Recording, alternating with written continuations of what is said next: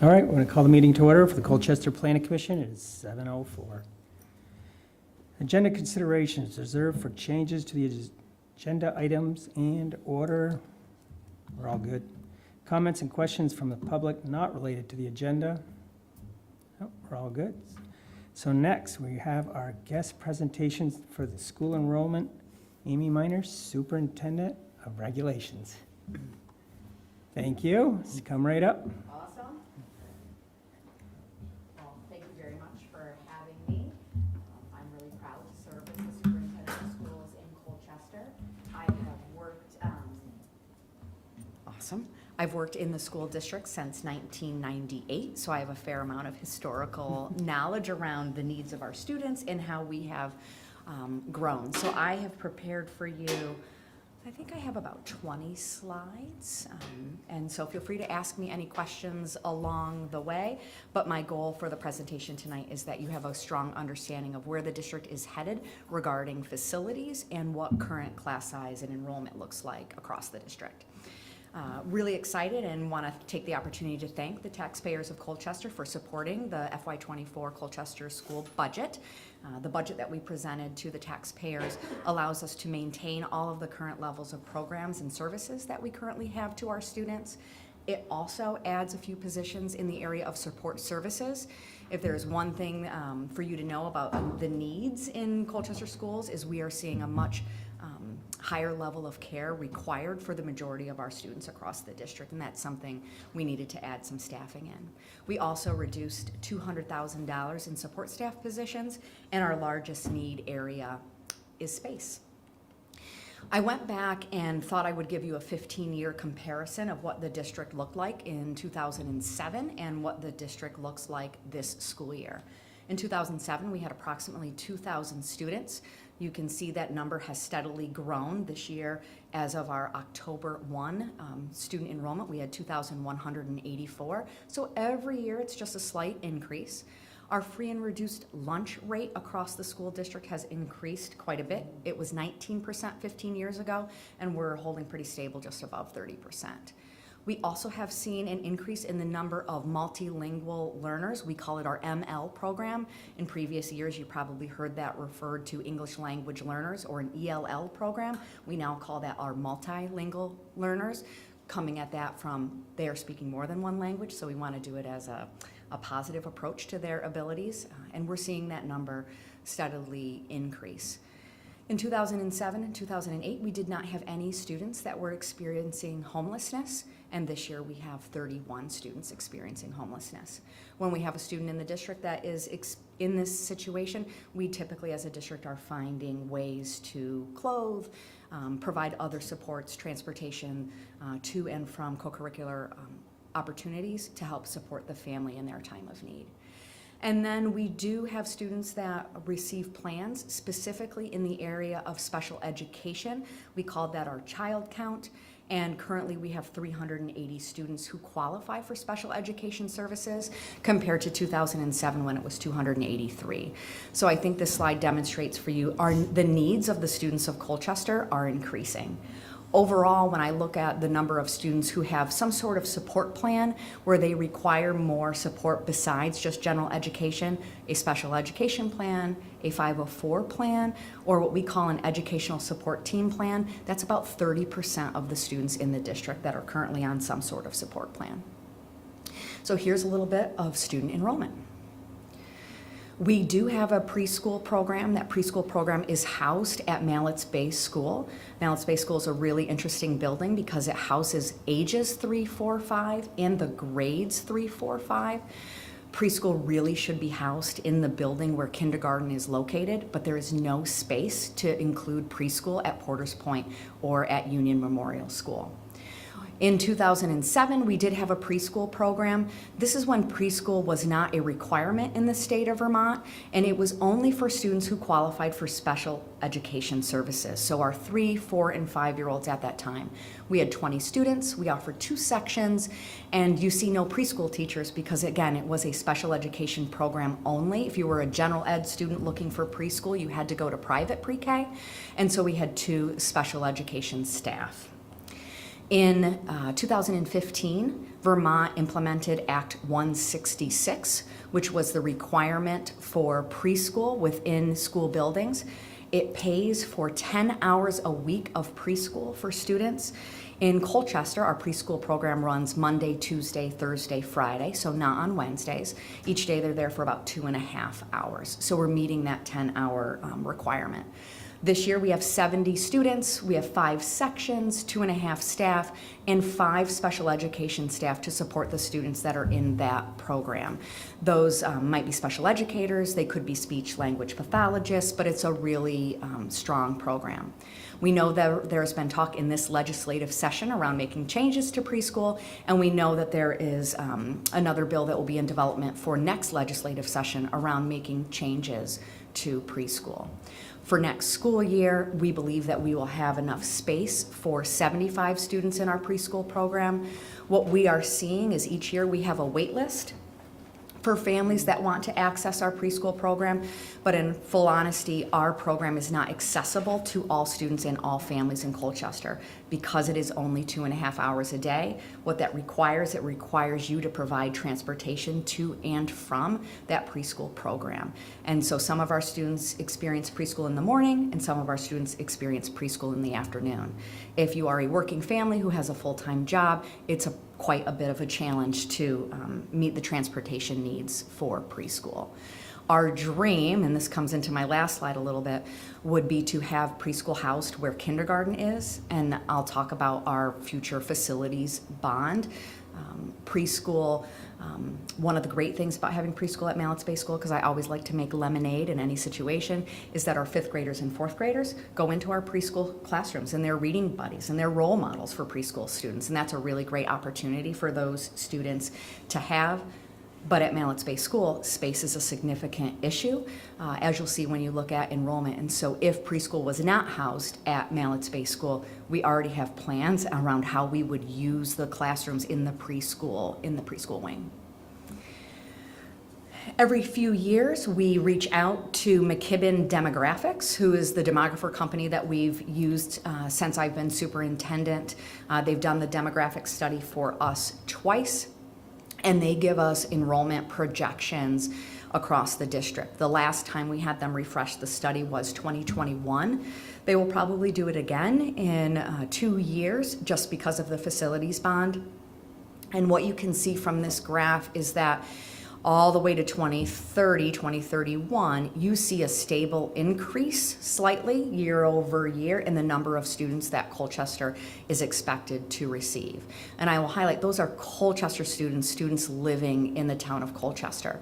What the demographer is unable to do is to predict the number of tuition students that our district would receive in grades 7 through 12.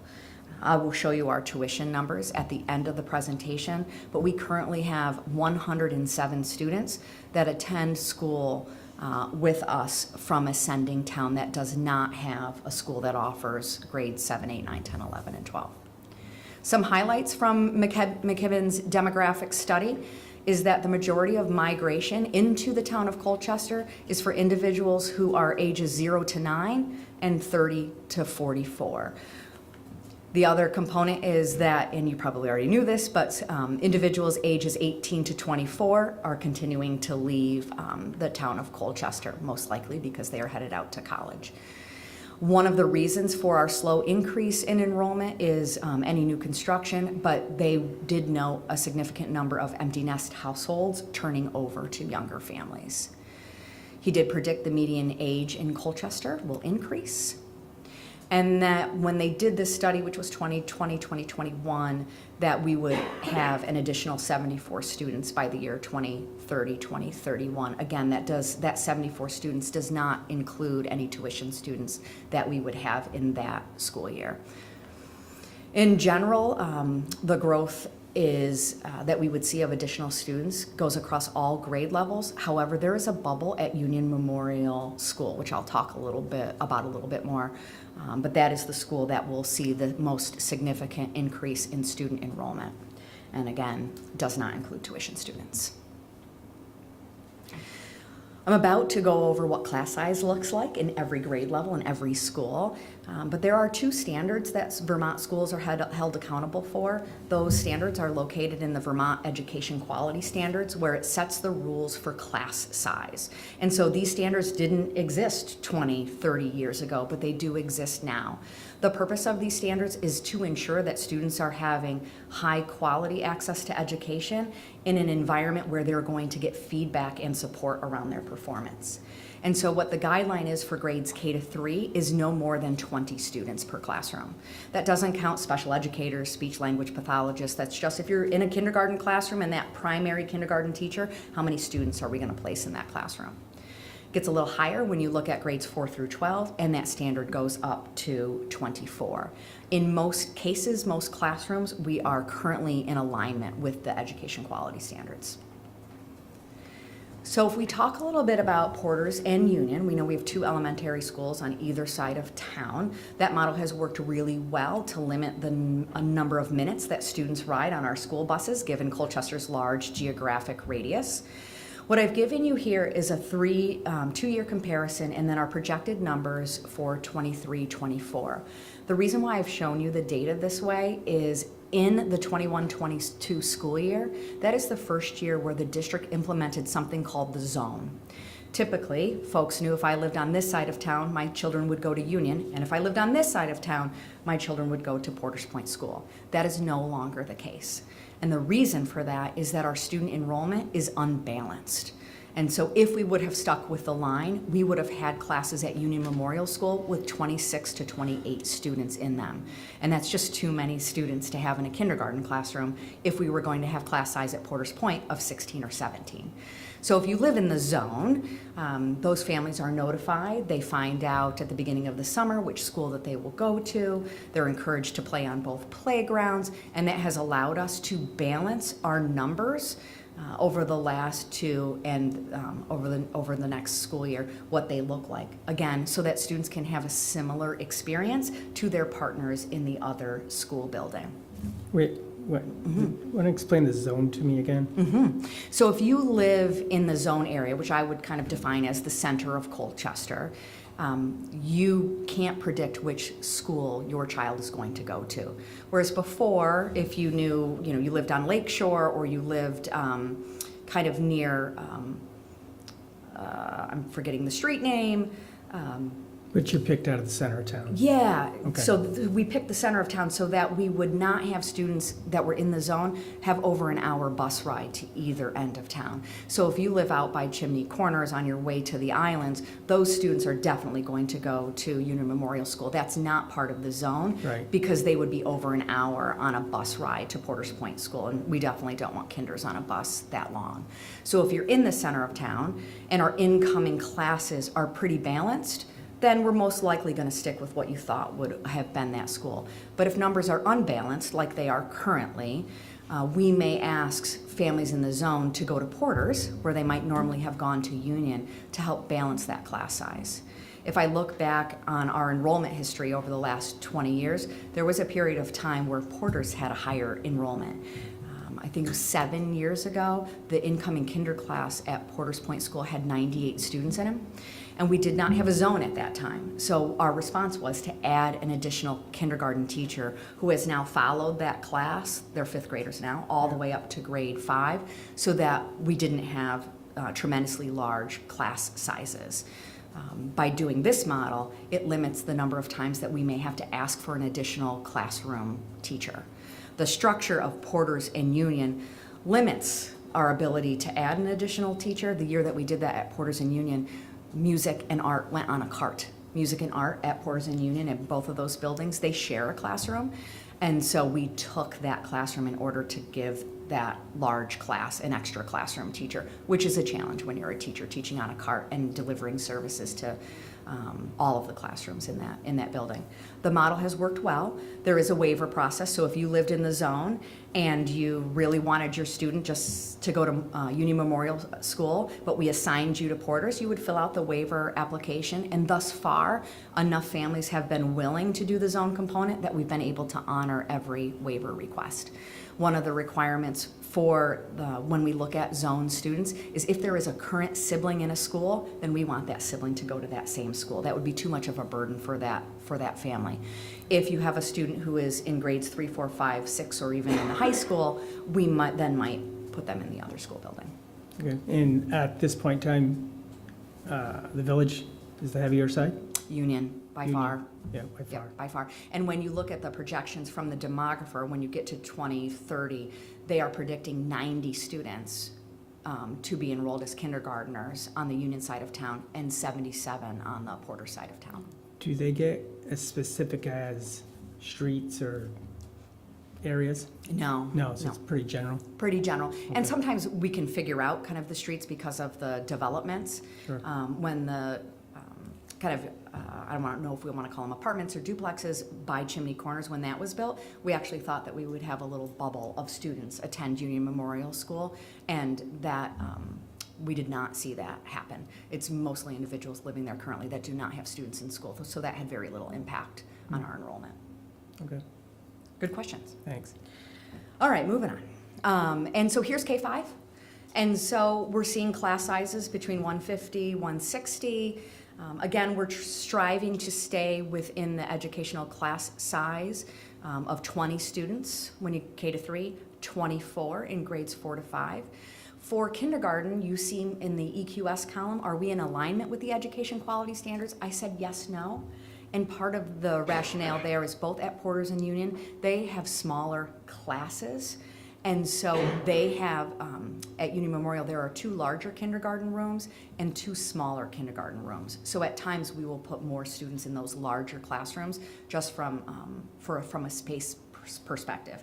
If we were to reconfigure the building or expand on the building, we would build larger kindergarten classrooms. Our smallest classrooms are at Union Memorial School. That building was constructed first. Porter's was constructed afterwards, so they learned some things after they built Union Memorial School way back when. So grade 1 is in alignment, grade 2, grade 3 is in alignment. We are really closely watching grade 4. Grade 4 is going to probably go over the EQS, and so we're talking with Mallet Bay School about moving a 5th grade teacher to grade 4 next year to bring those numbers down. But that is something that we're watching. And you'll notice in the second column, it talks about how many core classroom teachers there are. 4th grade is the last grade that only has 7. And so if we had an additional teacher at that grade level, we would definitely be in alignment with the education quality standards. We would not be in a position currently to request an additional teacher in grade 7 because I don't have an empty classroom at Mallet Bay School. I would have to move someone out of a classroom. Currently guidance is taught in a classroom. We might move guidance to the stage in order to make that happen. But if preschool was removed from Mallet Bay School, then I would have options there. But currently, space is at a premium in all of the buildings. So that's elementary enrollment. Moving on to middle school enrollment, again, we're trying to target 24. I do have to thank the community for all of the increases that we've had over the years for the middle school. This has been our largest area of investment as a district. My first year as superintendent, middle school class size was between 29 and 32 students per classroom. It's just too many middle schoolers in a classroom. And so we slowly have increased the number of teachers in grade 6, grade 7, and 8. So they all have 8 core teachers. And you can see in the current year, the 22-23 average class size is between 19 and 23. It's working very well for us. And next school year, you can see my projections with a note that Grand Isle does not have, they do no longer offer grade 7 and 8 in that school. And so we do see an increase in our enrollment in both 7 and 8. It's a number that I can't predict, but I'll show you our tuition numbers so you can see how the number of students coming to us in grade 7 from the islands has grown over the last few years. So Colchester Middle School will definitely be over 500 students next year. I would predict that that the 8th grade class goes to 170 something and that the 7th grade class is close to 170. I think this year we have 24 7th graders from the islands. The other component to the education quality standards talks about high school. And in the high school standards, there are a couple of things that we try to do from a philosophical perspective. The first is the transition to high school is a really big transition for students. And so when we build the master schedule to place students in classes, we try to have smaller class sizes in grades 9 and 10 and larger class sizes in 11 and 12. Just developmentally, it's part of that transition that we truly believe in. We also make sure that our science classrooms are following the VOSHA guidelines, and so we're striving to not put more than 24 students specifically in grades 9 and 10 and in science classes that are going to be very heavy laboratory based, AP chemistry, for example, just from a safety perspective. Those are the guidelines that we use.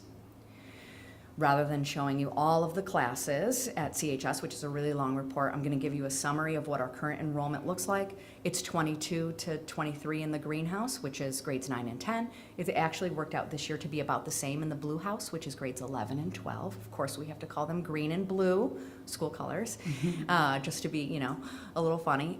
General electives are about 24, and then we do have a number of what we call singletons. This is a course where there's only one. There's not enough student requests to have two, but those are times where we might put 28, we might put 29. We have one AP class right now that's at 28, and French 5 this year is at 14, so it's a little bit lower because we want to make sure that students have that experience. But there are times when we're going over EQS in a space where we feel comfortable and that safety is not going to be an issue.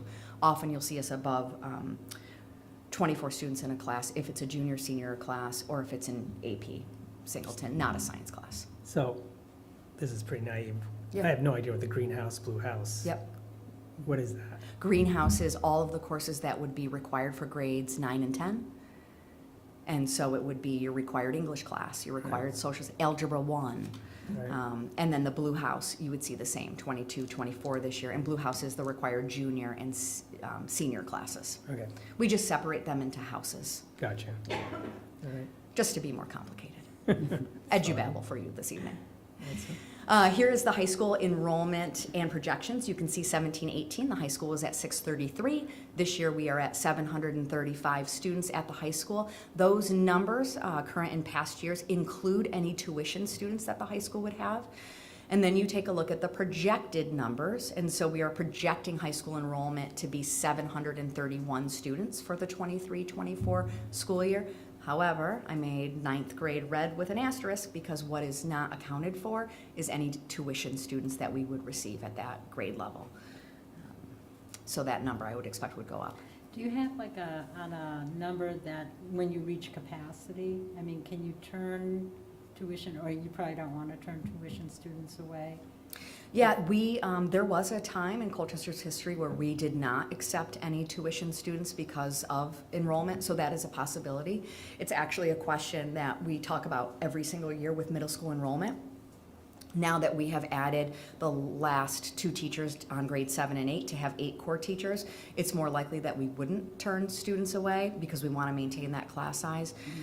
But in that first year, when I was superintendent and class size was 28 to 31, we knew, because Grand Isle had been very upfront with us, that they were in the process of considering closing grades 7 and 8. We had to plan for that, and that's why we requested that additional teacher so that we would have space for those students. Mm-hmm. But that would be something that we monitor closely. We would be able to say no if space was an issue. Right now, I think we're comfortable. Yeah. We've got some room. Our enrollment projections for the high school are the same. I expect that all of the 4 class sizes are going to be fairly consistent, so I don't have any concerns about what class size is going to look like at the high school. I would say my biggest concerns right now is what class size is going to look like at Porters and Union. Here's our tuition students, and so this is the current year's data. I thought you might find it interesting where students come from. And so you can see in grades 7 and 8, it's specifically South Hero, North Hero, and Grand Isle. South Hero does have, their school goes K-8, but from time to time they will make a request for a tuition student. We have 2 of those. And then North Hero and Grand Isle, that elementary school only runs K-6. So those students do not have access to grade 7 or 8, which is what makes them a tuition student. And so they get to choose. And that is quite the effort of the middle school and high school team. They go to fairs in those communities. with all of the other regional school districts, and it's quite a PR fair. We have current students from the middle school and high school go and brag about the experience that they're having and why students should choose. They might leave with some sunglasses and a t-shirt just to help encourage them. And then we like all of the students that are tuition students to come and shadow. And so we offer transportation on those days, and students will come and spend the day with a partner current student at the middle school or high school to just shadow what the experience is, to help them make the decision around which school is the right school for them. Us adding staffing at the middle school was critical because as a parent of a middle schooler, if you're in a spot where you have to shop for your next school because your school ends in grade 6, you're probably not going to shop multiple times. It's possible, but what we're seeing is if they choose Colchester in grade 7, then they will stay in Colchester grades 9, 10, 11, and 12. It's unlikely that they're going to go to one middle school and then go to a different high school. It does happen based on experience and friendships, but the data is in alignment with that. And so then you can see the high school data as well. And so Alburg, Georgia, Sheldon, they are also, Georgia and Sheldon are K-8 elementary schools. And so that's why we have only high school students. And so this year we have 107 additional students attending the school district as tuition students. Just so that you can see the historical perspective of how our tuition capacity has grown over time. Way back 15, 16, you could see the high school was pulling in around 60 students. It's now much larger. And you can see 15, 16 to 17, 18, that was the early years where they were getting ready to close grade 7 and 8 in Grand Isle County. So they did allow some students to come to us earlier, but that's what those numbers look like. Mm-hmm. Just the CT tech students, Mm-hmm. where are they going now that Burlington is off? Are they going to Essex? No, if high school students apply for the Center for Technology at Essex, then they are attending school for a portion of their program at Essex Tech Center. For all of the students that choose to go to Burlington Technical Center, which is a half-day program, they will spend half of their day on the CHS campus, and then for the second half of their day, they will go somewhere in Burlington. They do not have one facility for the Burlington Tech Center currently based on the situation for BHS. They used to all go to BHS, and the Tech Center is the backside of the Burlington High School property. And so now there are several different locations. I'm not going to be able to name the exact number, but they're all over, which has made transportation for us a challenge. We used to just offer a bus and it would drop off at BHS and then pick up, and now we're using our district-wide vans and they're making multiple stops to make sure we're able to transport our students. But we're really glad that Burlington was able to still find a program. Those tech center opportunities for our students are really, really critical. Thank you. Mm-hmm. The other component that you may not know about our schools is that we do have 2 alternative programs. You may have heard of schools like Garvin or Rock Point. These are schools that are considered out-of-district placements. Students don't come to our building for that. We, several years ago, tried to create our own in-house alternative programs for students that did not need that high level of care, so we could save some dollars. So we have 2 alternative programs. There's a middle school program called Arches. It's located inside the middle school. It serves grades 6 through 8. This program began in 2003 in a very small, what I'm going to call office, not even a classroom. There were 4 students that were served by this program, and this year the Arches program has 14 students. Across the region, schools are seeing the need for a higher level of care in a different non-traditional educational environment for our students post-COVID. Arches is the students that are in that program. They love that program. They are very successful. They have tons of support, including mental health support if they need it. One of the challenges of having Arches in the middle school currently is it is located in 2 classrooms.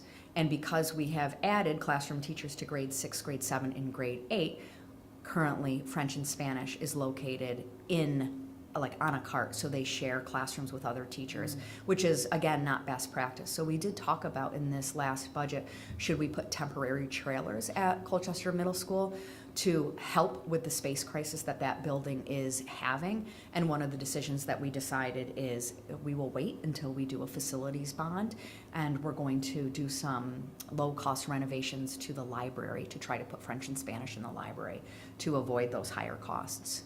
At Colchester High School, it's called the Colchester Alternative Program. This program is currently located in the old central office, so my office. This program started in 2005. It was originally housed at Union Memorial School. It was then moved to Mallets Bay School.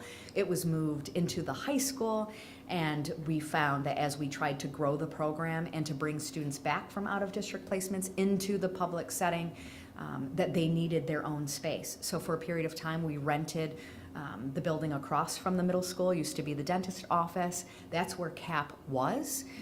Just last spring, we decided, and the school board approved, to renovate the old central office into the Colchester Alternative Program.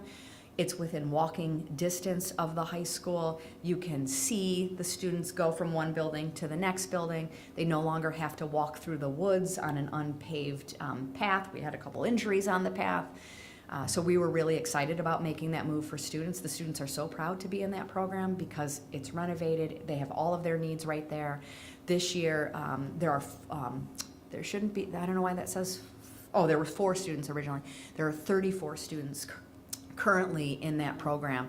So central office, my office, is currently in a rental space off of Ratty Road, and our long-term plan is to bring central office back so that we are not in a rental space, so that we are closer.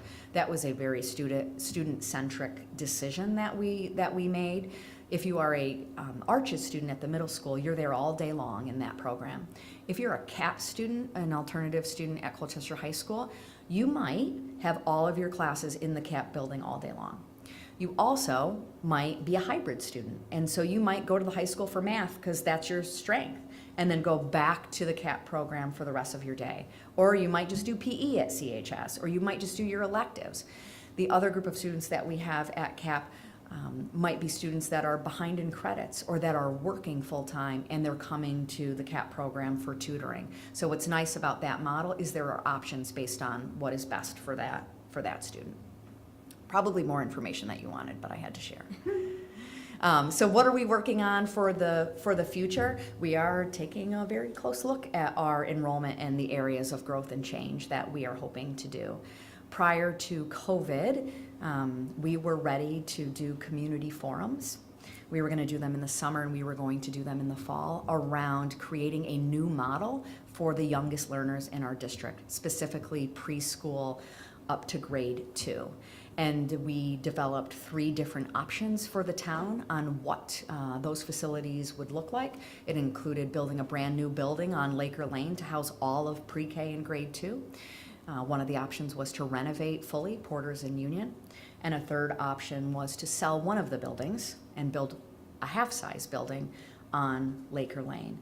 We are hoping that we will bring a bond forward with a plan to address those facilities' needs in the next year or so.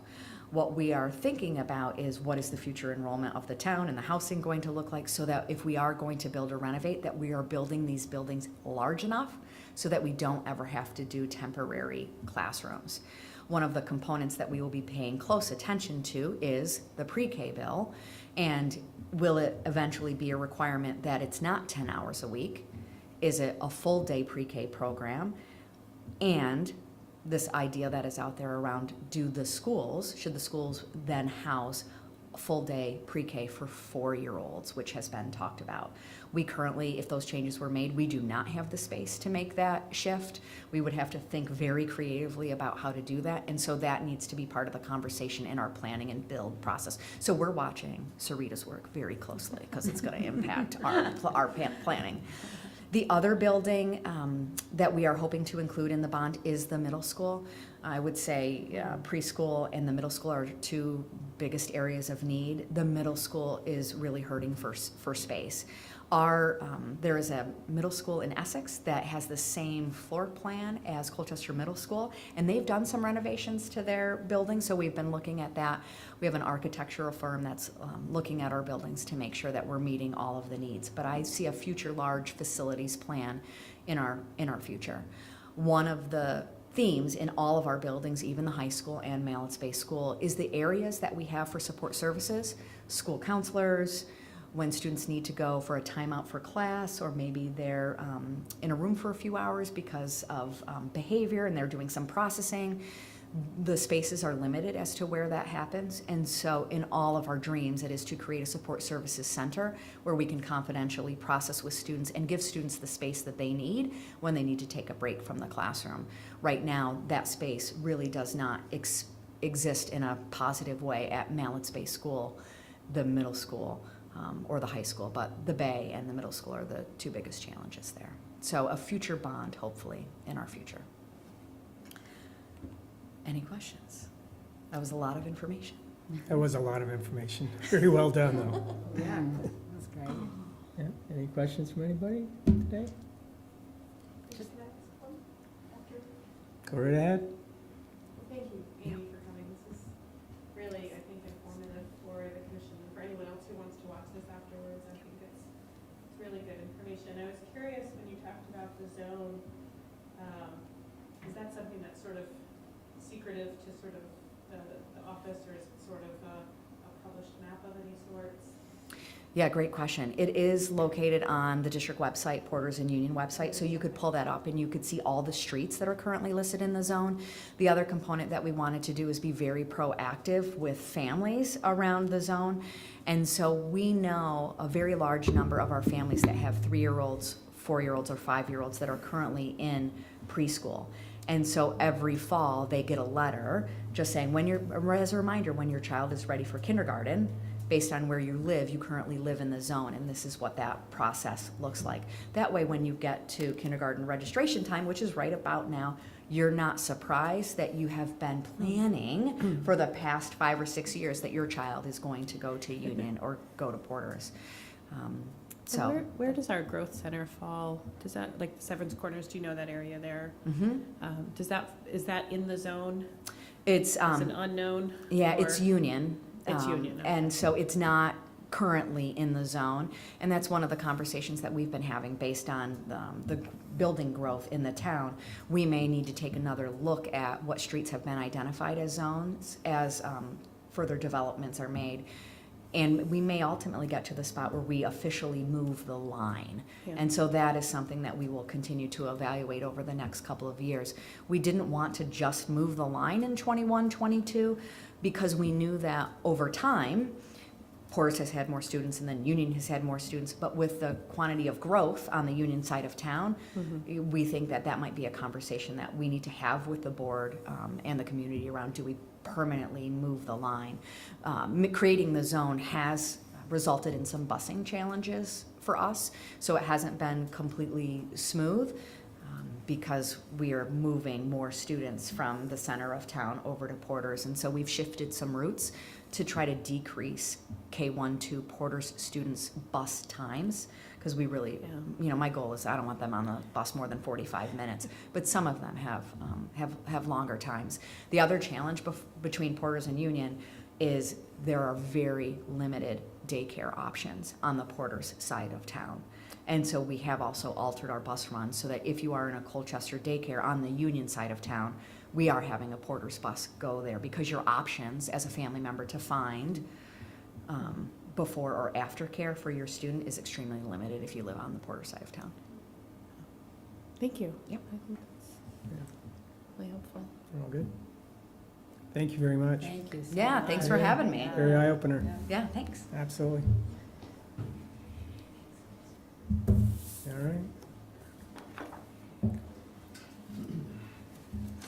All right, moving on. So now we're at the discussion of form-based regulations. Right. Just gonna I didn't get to get this part set up. Just gonna I have it.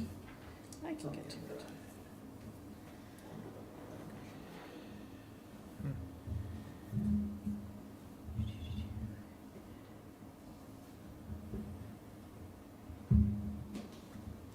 Does F5 still work? Does. Do you want to click through? Let's see. It works. So just as a quick introduction here, we had agreed some time ago that once we wrapped up some of our last supplements, we'd be starting to take a look at our form-based code. Tonight our goal is really to just give an introduction, especially to new members who were not here at the writing of this code, who may not be familiar, who hear us say FBC or form-based code and say, what the heck are you talking about, lady? So the goal tonight is not to get into fine details, but to give you an introduction into generally what a form-based code is. It's not unique to Colchester. How it's working in other places around the country and around the region and in Vermont. And also to talk to you about the one that does currently exist in what we call our GD3. That's our General District 3. It is largely the 4 quadrants of our growth center at Severance Corners. Historically, it did not apply to, did it apply to one building at Severance Corners Village Center? Two, okay. So this was written after most of that was built. It's important to keep in mind. But it did apply to 2 buildings that were built after it was drafted. So that is our goal tonight. We're going to start with a little bit of an overview. Zach's going to help out here as the primary person who's responsible for staffing the Development Review Board. They have reviewed a couple buildings under this code, and like anything, you can come up with some great stuff on paper, but once you try it on, you find that certain spots aren't fitting quite right. They're a little itchy, they're a little tight, they're a little big, they don't fit at all. And so it's been a learning process, and Zach is more intimate with that than probably anyone in the town as somebody who's had to implement it. So I'll turn it over to him. And I don't have a scratchy voice tonight, so I'll be easy on your ears, hopefully. So I think we wanted to kick this off with a little short video. And the way we're going to do this is that we're going to escape from the presentation and click on the link. Do I need to do that? Yes. Escape. And then just click on the link and we'll... so the video doesn't have sound, which is actually pretty useful. Control click. Or it might have sound, but we couldn't figure out how it worked earlier. So hopefully this short video kind of just primes your mind on, or refreshes your mind if you've been on the commission for a while, as to what form-based code, the goal of form-based code zoning is, and for folks that may be seeing this for the first time, or might be watching from home, kind of what we're focusing on tonight.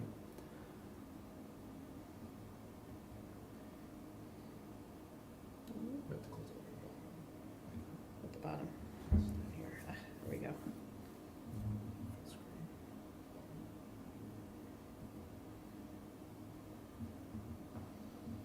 There is no sound.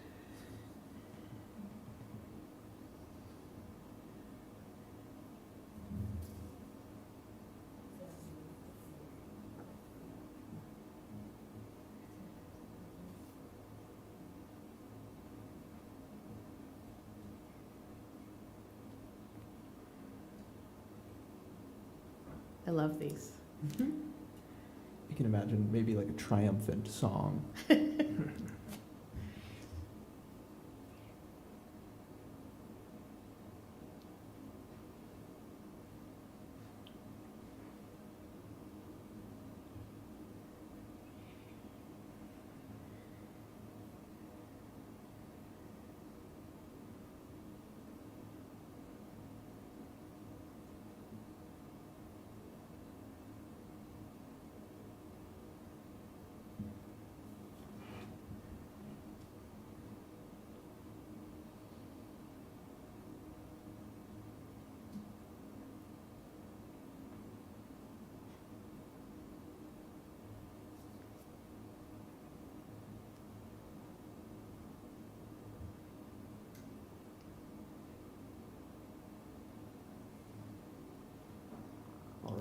That's a nice little video. We promised you short. Yeah, it's Yeah. short, but it's very informative.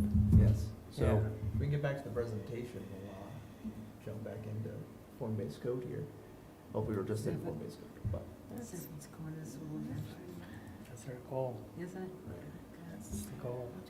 all right. So moving into a little bit of a definition of form-based code here. Found one from the Form-Based Codes Institute, and I'm not going to read it to you, but generally one thing we want to recognize is that it's a type of zoning. It's a tool to regulate the form of a building, the physical appearance of a building, and development, as well as streets. Rather than focusing on the use or setting minimum guidelines, there's a really nice graphic here that was also on this website that kind of compares conventional zoning on the left here all the way to form-based code. So conventional zoning, we're looking at uses, we're looking at height maximums, parking requirements, kind of setting up a box in which development could fit in. And all the way to the right-hand side here, you have form-based code, which is setting up both a maximum and minimum for your requirements, creating a prescriptive regulation that can be enforced by a development review board or a zoning administrator. So really focusing on the built form of the entire neighborhood rather than just use and kind of creating a box. Somewhere in the middle, there's kind of a blend of the two, setting up some design standards. And we'll get a little bit into that later, but generally that's kind of somewhere in the middle. We have some districts in Colchester that fall into that. I just want to interject real quick here. You see where it says R40 on them? What they're trying to demonstrate here is that all three of those examples have the same density. A lot of people talk about density, density, density. There are the same number of units being projected in that single large building on that left. Another alternative to this could show one large building and a parking lot next to it, as there are on the far right. So there's a famous concept known as, sort of design over density, or density by design. And this just goes to show you that density is not everything. How you lay things out can make a big difference. Sorry. No, that's fine. This is a joint presentation. So just as a quick, primer of, what is form-based code a departure from? A use-based zoning, which is very much what we're working with in Colchester and in much of the United States. It, separates land uses. There's an idea that perhaps there's a a negative impact on your health and safety if a residence is right next to a very polluting textile mill, if it's the late 1800s, and perhaps today.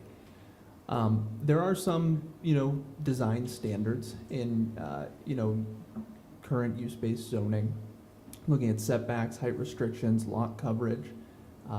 This is what you're going to see around town in like these residential 1 through 5, 10 districts, some of the general development districts, commercial, industrial. You'll see that all around town. Form-based code, on the other hand, allows for a mixture of uses that may be compatible. You'll note in the video that, there was no actual discussion of what the use of any of those buildings were. It was really just focused on what the neighborhood, what the street, what the buildings look like. And that's really the goal, is to reduce the use level review. An outcome is that you can predict, outcomes from development review decisions, if it's crafted well. And sometimes, there are some areas that need to be addressed to make sure you're hitting that goal. And we do have some usage of this in town in the General Development 3 form-based district, which is the Severance Corners area. And we'll kind of dive into that here. But just, wanted to recognize the scale here that, any work we're talking about tonight is not going to change everything around town tomorrow. Really looking at a very specific planned area that the Planning Commission is, and the town in general, has really focused on, encouraging growth.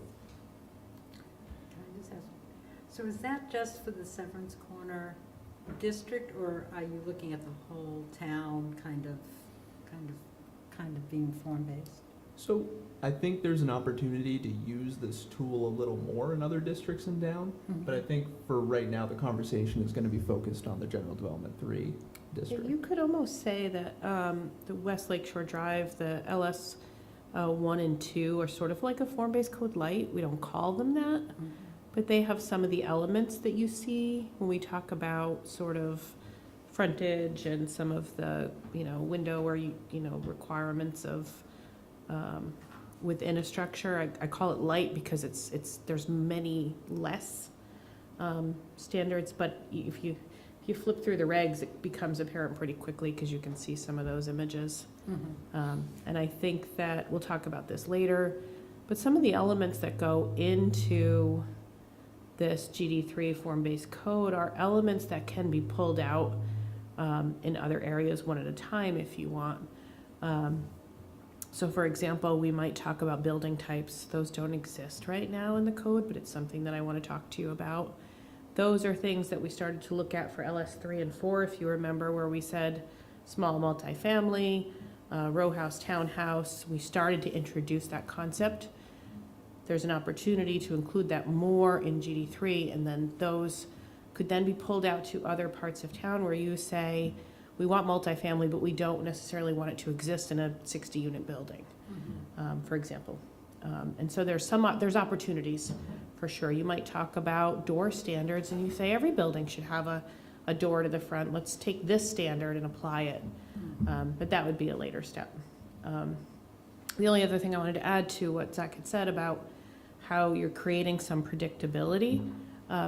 If form-based codes can create so much predictability that in some communities, and I'm not suggesting it happen here, definitely not suggesting it right now, in some communities, they're not even reviewed by their board. One of the benefits that comes with it is that it receives an administrative review by staff. So if you have an application in a design review district or in a form-based code district, the idea is that it's so predictable that it has a 15 to 30-day review by a staff member because it's checkboxes. What is there for a deliberative body to make judgment on the regulation? Again, I'm not saying that happens here, but just to the point of the idea of predictability, some communities do take that next step. It's pretty controversial, but it does happen. Are they specific in the area of those buildings? Sorry? Are they specific to the area of those buildings when they get Yeah, into that? so they'll 30? have a district, a form-based code district, and they might even have, some of them will have, we don't do this here, but if you do any reading on your own about a traditional form-based code, you'll see that a lot of them come in transects, T1 through T5, and some of them will say anything in a T5 where it gets, that's your most dense, that's like your downtown. Anything in a T5 gets administrative review, but anything in a T3 or less doesn't. I don't know the frequency that happens, but it is, there are communities doing that. So, since we're here, on Severance Corners where they're building now, you have to remind me now, were we specific on the buildings for each row? Or were we, because that would be coming, that what you just talked about, or were we talking about buildings that were available in form-based, and then we decided you can pick out of that? So I think that, no, so we don't have building types now. And I think that there's room for interpretation under the current regulations. And sometimes it's not even interpretation, it's like, we talk about, did the text meet the goal? So for example, the bay requirements, I know you talked to the DRB about this at your joint meeting. The bay requirements posed a problem because we weren't quite sure that the solution that was written was meeting the stated purpose. And so it's left to the board to interpret, does this meet that bay requirement? And does a recessed porch instead of a projecting porch meet the same thing? And without the clarity on that, it's up to a board to interpret. We can get more into and we're going to get into the buildings that have been built so we can talk about where are their successes, where do we think that it was met, and we'll get into where do you see a failure. And that's going to be really important so that we can pick apart what are the issues, what happened. We'll get through them. I don't know that we're going to do that tonight No. through an entire building, Yeah. but it is in the work plan Yeah. because I think that's critical. We learned from our, I don't want to call it a mistake, I can't say that. Experience. We learned from our experiences. And there's a lot to learn, I think, in the buildings that have been built. Perfect. Definitely. All right. So one thing I did want to just recognize is that setting that timeline of when the form-based code was adopted in Colchester in 2013. Prior to that, there were some design guidelines in the General Development 3 district that influenced much of what you'll see in the Severance Corners Village Center, that quadrant that's more built out currently. So not saying that, in 2013, you just started, you had some guidelines to go from at that point. Anything else to add on there? All right. All right, so jumping into the General Development 3 district. Focusing on the purpose here, just to make sure we're all on the same page.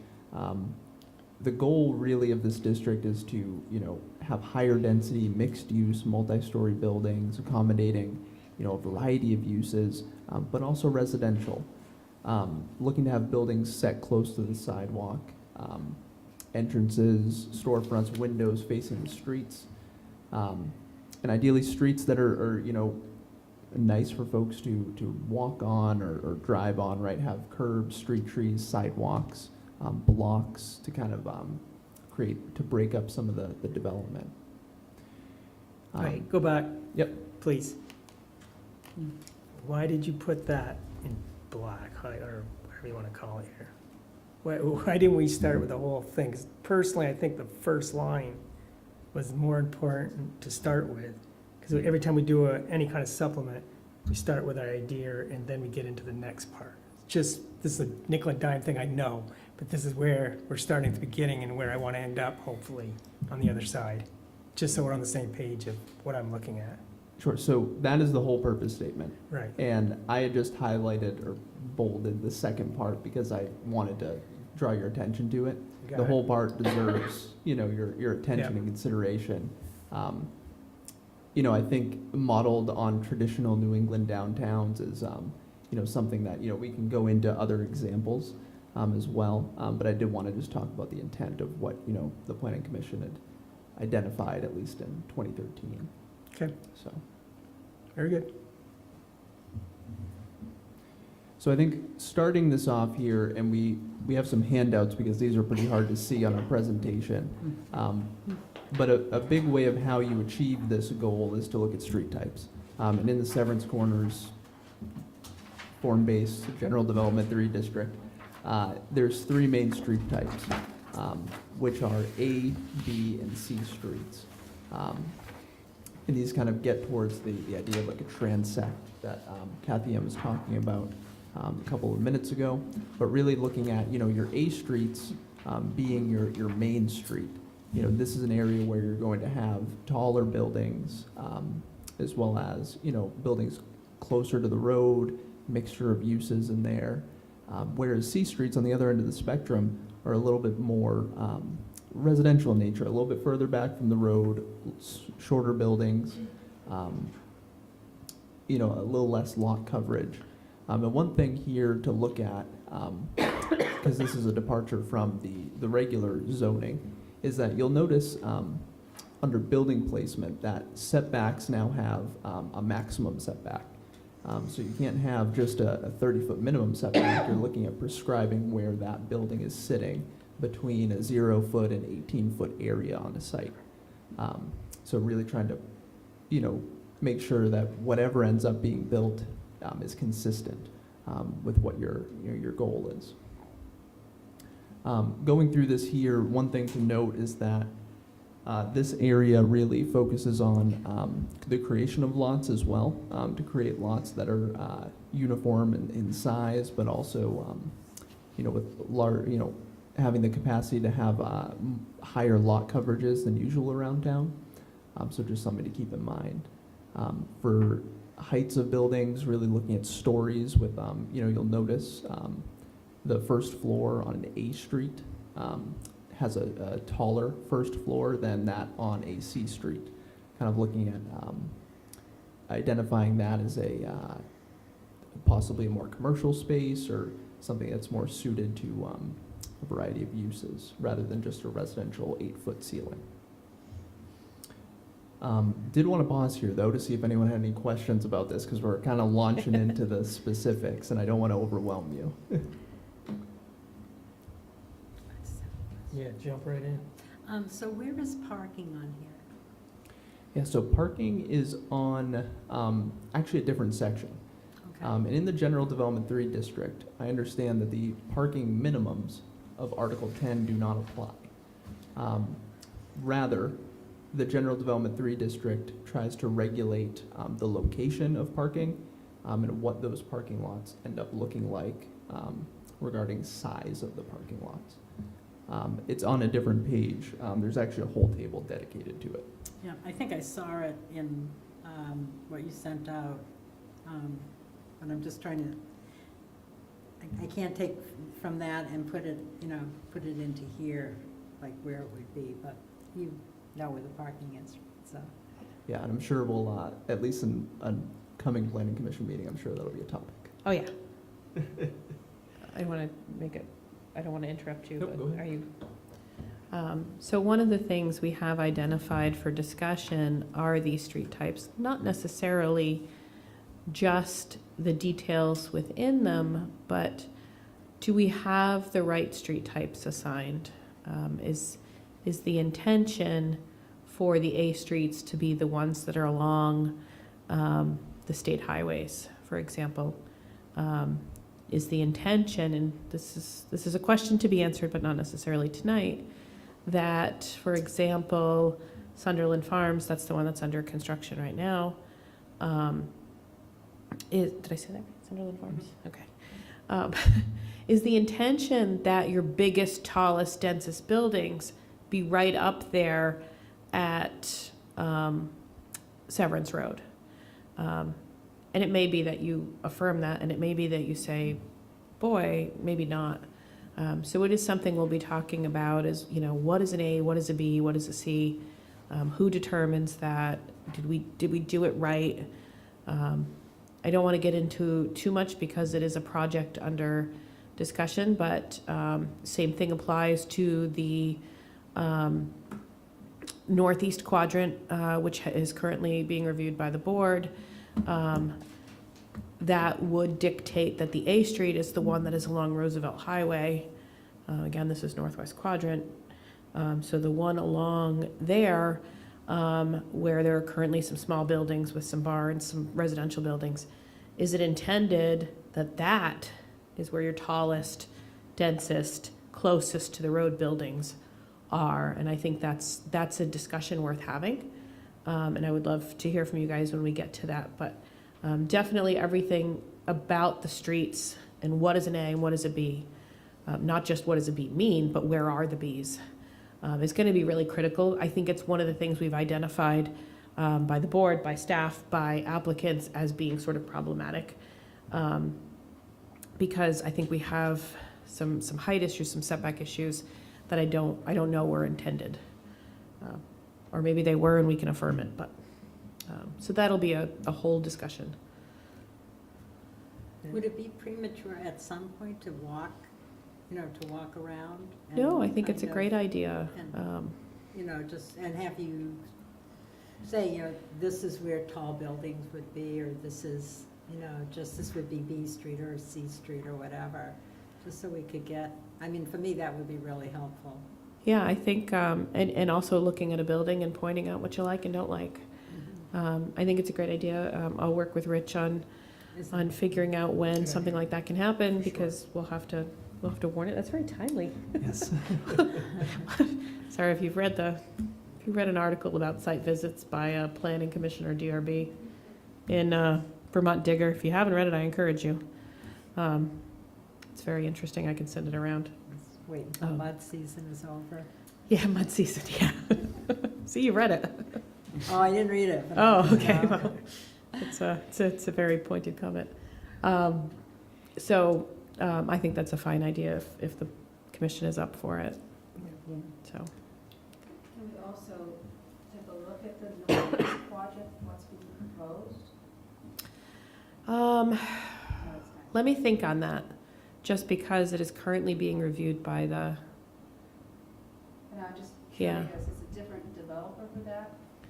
yes, I'm so just the, curious how they interpreted the form-based code. what Yeah. they were Coming up with, not that we want to critique it or anything, but just curious.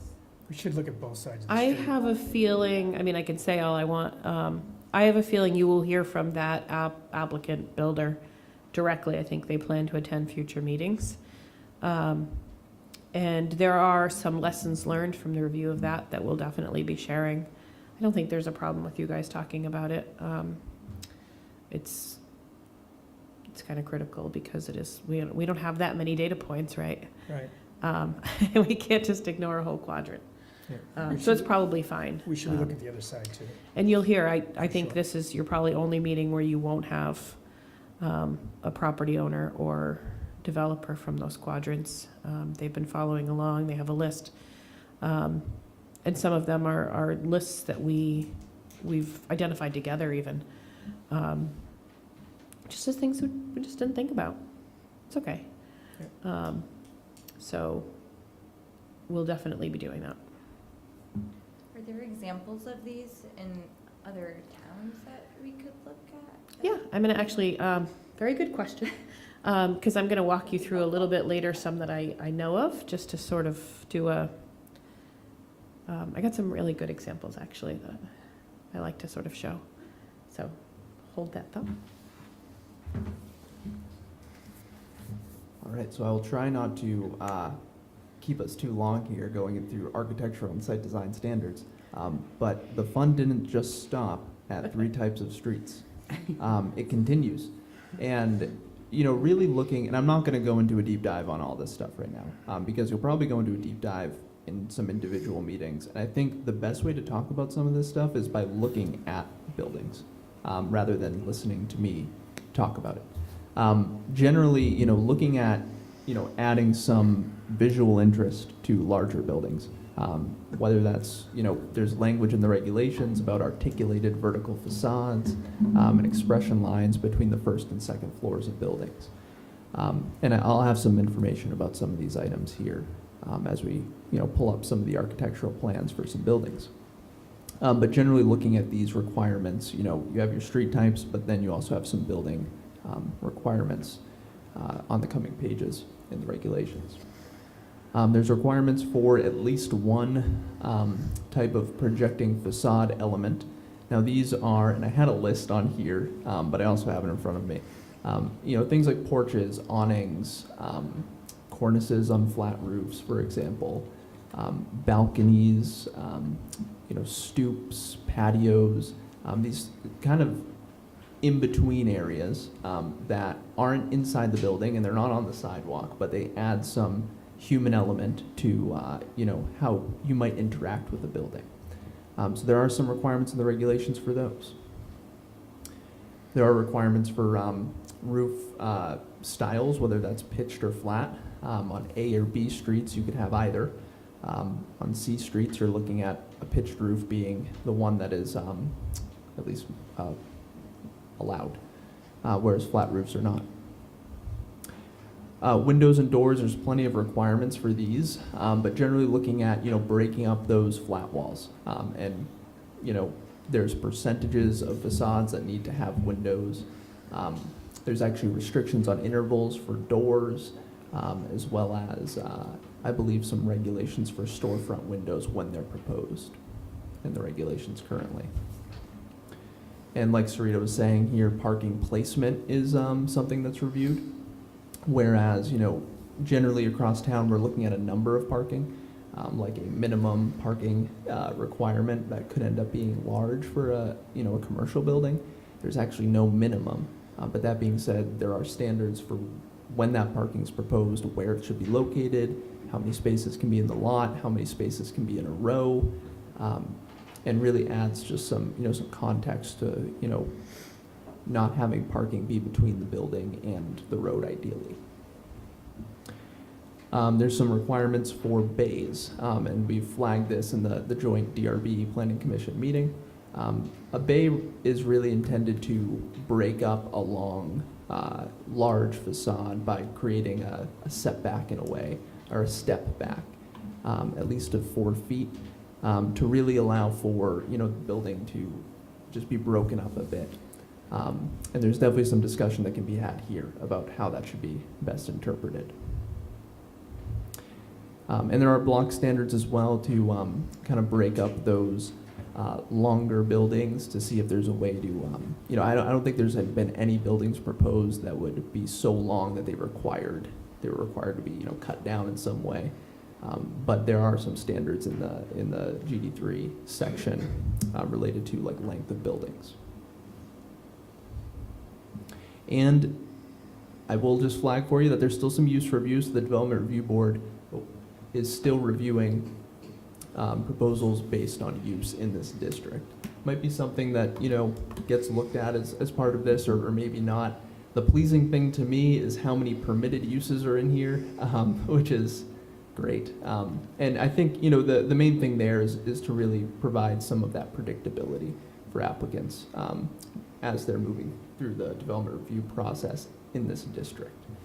A purist form-based code, though, would say that if you have the right building, the use is not that critical. So, up for discussion. We've scheduled that in for a later meeting. All right.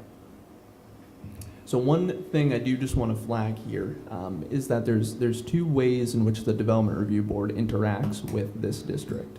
One of which is through the planned unit development subdivision process, which is going to lay out those lots as well as, internal street types for new streets, as well as where infrastructure is. You're going to see things like conceptual build-out planned for, but ultimately those buildings are going to have to come back for site plan review from the Development Review Board under the current way that the regulations lay this process out. And you're really looking at a kind of a feasibility of the subdivision at that point. I wish I had some great examples for you, but the example I have for you is Sunderland.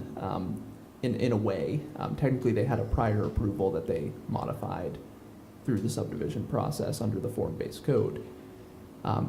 The southwest quadrant was built prior to this level of review for that area.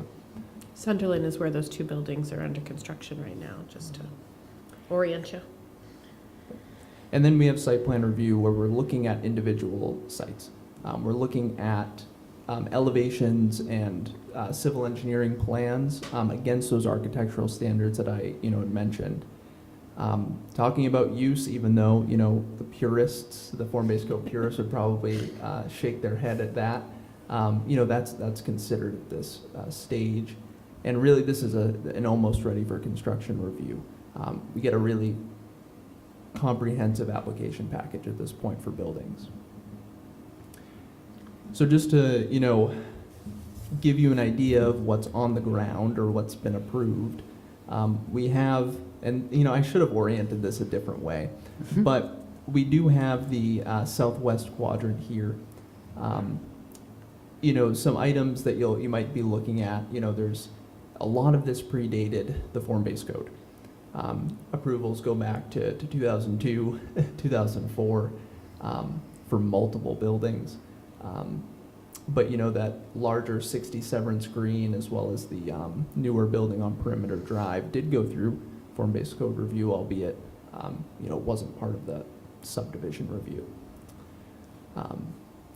And one thing you'll note here is a lot of this has been built already. So you're seeing a lot of what you'd probably see today. And we can, of course, go back as you have questions as we look at other items here. On the other hand, across the way, we have Sunderland Farms community. This, as I said before, they had a prior approval that I believe was amended under the form-based code, So taking a look at this here, this is a conceptual build out that was provided at the final plat level of review for the DRB, but you're seeing here a couple of different, maybe I could do this here. You know, Can you point have out your, the two that are under construction, just to orient? so this one has been under construction, and there's a modification here, so this building doesn't look quite like it did, it's actually flipped. So it fronts on the street a bit differently, and we'll talk about that. But these 3 buildings have been approved. But one thing I do want to draw your attention to is that in this layout here, here is your A street, which is Severance Road. You have a B street coming down this way, a B street coming down this way. This is also a B street, I believe all the way out to Peg's Cove over here. And then this is your kind of C Street area down here. So you're seeing, you know, a little bit of difference between some of these buildings. You're seeing some connected townhouses, I believe, similar back here, which, you know, adds a little bit of variety that was referred to in the different types of street types. There's also, you know, since this is a B Street here, you know, you're probably looking at 2 to 4 story buildings here, just because that would be prescribed under the General Development 3 language. And Zach, is a single building proposed on the A Street? This one right here? That's it, right? I believe so.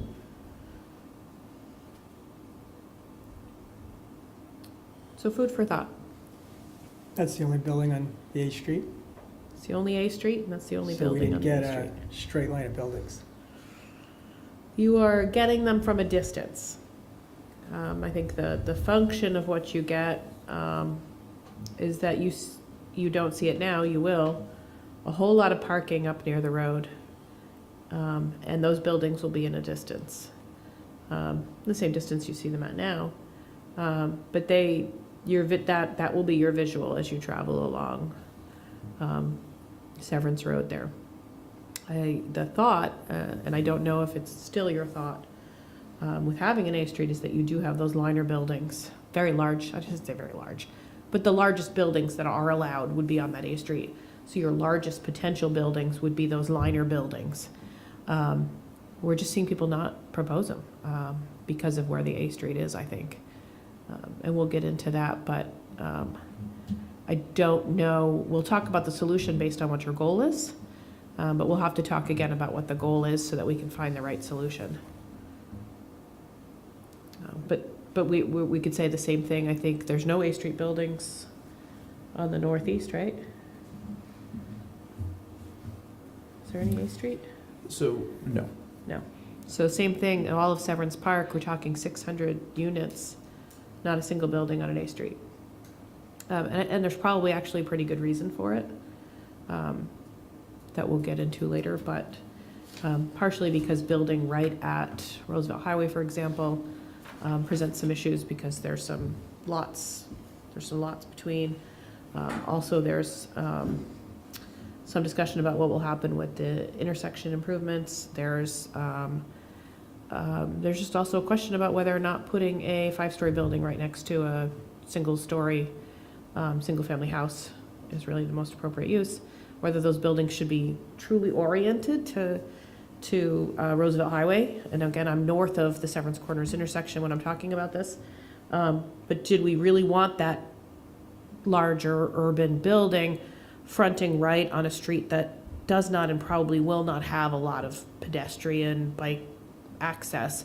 Or do we want it fronting into the new neighborhood that is proposed? So that's a question for you, of course. These are not no-brainers, black and whites. That's why you're here. But that is, I think, a very important question for you to answer. Got a question? Go for it. I do have a question. I didn't mean to come with a question. Looking at the southeast quadrant, if we could take a look at that, while it looks to me a little antithetical to what one might think of, this kind of design, I'm wondering, what's it going to look like when you're driving by on Severance Road? Are you going to see the houses and is the parking going to be hidden, which might be more what this design is meant to be? In this view, it looks like, oh, you're just getting a parking lot next to Severance Road. And I think you are, and I think that's what you're gonna see, and I think, and that's something for us to talk about. Whether or not it is what you still see as an A-road type building or a different type of building is a question that we'll get into, and there's some good local examples for us to take a look at, so you can, and I'm not saying one is right and one is wrong. This is what the community decides. But it's definitely a question worth talking about, because if this builds out as this, you're gonna see just big parking lots. So has this been approved? Or Yes, is there opportunity to modify the form-based code and then they have to apply any new buildings? so how it would work if there were changes, their layout has been approved, so they have the rights to sort of where things have been laid out. Any new stipulations that are very building specific, so if you change the bay requirements, if you change anything that is a site plan standard for a specific lot, that would affect a new proposal. But the second thing to that is, for a project of this size, it's highly likely that the applicant, the landowner, is going to seek modifications to the overall plan. And when they do that, that's when there's an opportunity. That's not too late. It's sort of, do you think you agree with me? So it's, I'm just thinking we got 4 projects. One is built out, one is being built. The third one is under review, the fourth one, nothing's happening with that one as far as I know. Correct. So they're kind of creating their own vision here within each quadrant. Each quadrant's different. And I know, the only person on the current planning commission that was part of the form-based code was Rich. So the rest of us are kind of new to it for Colchester. So I don't know whether that vision was taken into account. We've got these 4 different quadrants, and they're going to look like 4 different quadrants instead of a cohesive. I think that vision was that first thing I complained about with the traditional New England look. And they're supposed to be, right along 7th Road, is a bunch of buildings with storefronts. That's the first road. And then we come in, and then you have a road right in back of it, and that gives you your walking area with your storefronts, which we absolutely do not have. So somehow in form-based, this is where I'm thinking we're getting to, I hope we're getting to, somewheres along the line, something was wrong. Somehow we allowed this to come in with, and it's funny because when this was first proposed, even the developer said that we should not have all these massive parking lots along the road. And then by the time I see this project now, I'm looking at it, we have massive parking lots along the road, and we're supposed to look across all these cars to see our walking, shopping area here. Something there is a disconnect. This is what, I mean, we're not getting the details. I realize we're learning how it goes, but this is the final project on the other side. If there's an opportunity to modify it, go ahead. Pam was during this time too. Well, I want to comment on Rebecca, what she said about individual visions. I remember distinctly when we first addressed this, we were talking about as a Taj Mahal, that each side would mirror the other side, so that there wouldn't be 4 distinct neighborhoods, if you will, that they would be cohesive and mirror images of each other, so we'd have a sense of continuity in the development. And in reality, that's not what's happening. And I think that having those major roads be the A street was probably thought to be the solution to that, because then they're forced to have that, which I think I don't want to say good thing. It meets the vision. If they build on that street, this is what it has to look like. But I don't think there's anything that says you have to build to the street. So that's maybe the missing. If the vision remains the same of having these buildings front directly on the street, if that is still the goal, we say, if you build here, this is what it has to look like, but the regulation doesn't currently say you must build here. And so maybe that's an area to look at. Should there be that requirement? Maybe it's a bonus. All for discussion. Yeah, and maybe it's a bonus for the developer. Maybe there's a reason why, I don't know. Maybe there's a reason why nobody wants to build, but maybe this could be a bonus for the developer himself to have those buildings across in the front. I don't know, that's Yeah, definitely and a the lot of future. codes will require them. You know, Yeah. they'll call them they'll call them liner buildings. Yeah. And they are required, and that you can have parking on, you know. But as form-based codes, there's just so many ways, because like you're creating lots, and what is a lot? And a lot can be just around a building, or a lot can be, there's a lot of ways to sort of, I wouldn't even call them loopholes, I'd call them like loop caverns. Ways to get around, like, what is a lot? Well, a lot is wherever you draw a line. That's what a lot is. So when you have to build 75% of your lot frontage, well, that's easy. I pick out where my building was, I add 25% extra, boom, I've hit it. Because lots are imaginary lines. And so that's one of the challenges within any code that I think is worth examining as well, because lot standards can only have so much teeth if you can make your own lines. Did you want to say something else on that? Answer that? Yeah, I know, reading through this, I got it, that was your vision, that we would kind of create, let's say, that intersection, that would be where the tall buildings are, and then slowly the buildings will go down smaller in size the further away you get away. And that's not really what's happening. So it's kind of interesting to read through this, with the vision of what's there already. Yeah. There's a disconnect. I think we all agree there's some kind of disconnect there. You had maybe a thought on whether or not it was too late? I think that was Rebecca's first question. Yeah. Did you want to No, weigh in? it's not. Too, I'm not I mean, touching that. I the mean, the right thing now, is it with looks like we're going to have 4 different quadrants in some whole thing. yeah, and you know, through the development review process, there's, you know, in many ways, the development regulations allow for a 10-year approval, which was requested and I believe granted to this subdivision. So you're looking at, you know, getting to substantial construction in 10 years. You know, maybe they'll come back in, but there's no requirement that they do come back in within the 10 years and where they'd be subject to the new regulations. So, not to shoot down any dreams, but I do just want to be realistic about it. Yeah. And, you know, just to also point out one other item that, you know, looking at parking in particular, not just here, but parking, well, actually here and, you know, under the other proposal that's under review, a common request from developers is to have the parking be on its own lot. So this lot is technically like an L shape.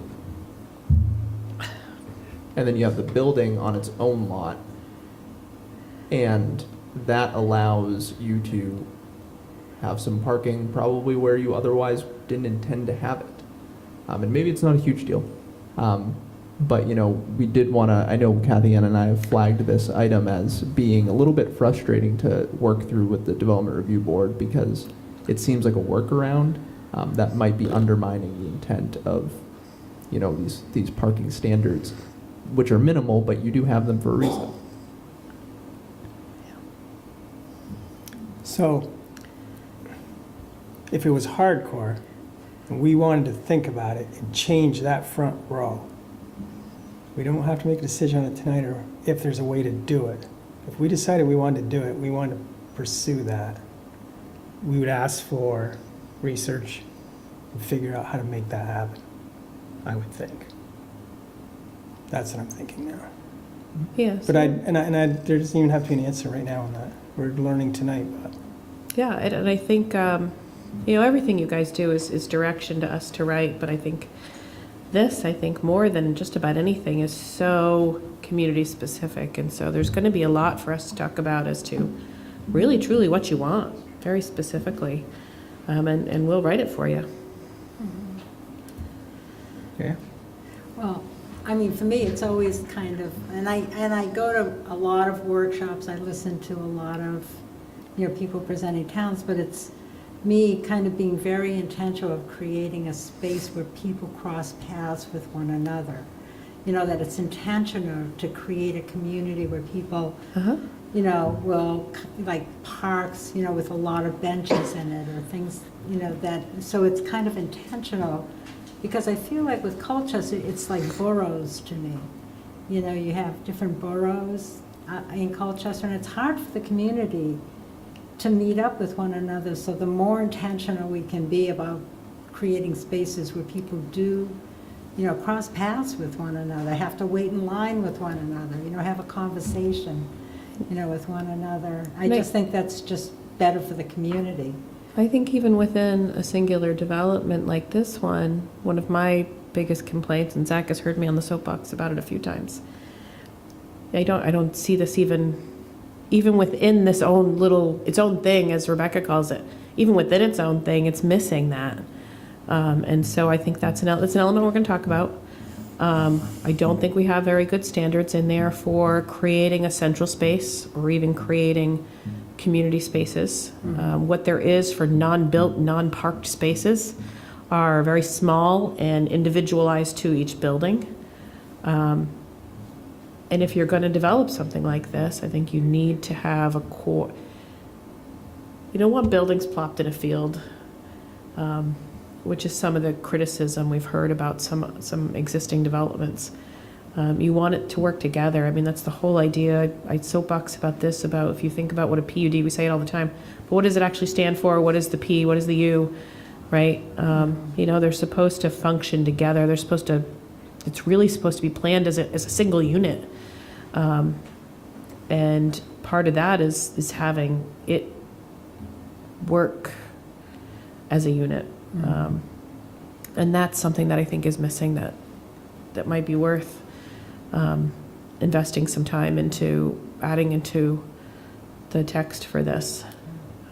Like, I think, you know, one playground, you know, one big playground where people would have to come together and get to know people in the other quadrants, as opposed to, you know, one to the buildings. You know, recreation center, you know, courts or tennis courts where, again, you go and you talk to people and you see people and you cross paths with people. Mm-hmm. So I did schedule that in. It's on our list. I'll show you the schedule later. Yeah, I might be the only one kind of thinking this way, but.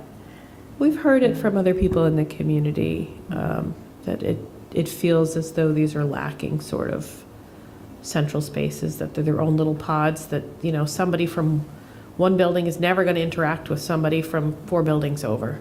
Unless maybe they're out walking their dog in the same patch of grass that isn't even intended for dog walking. They just happen to cross each other.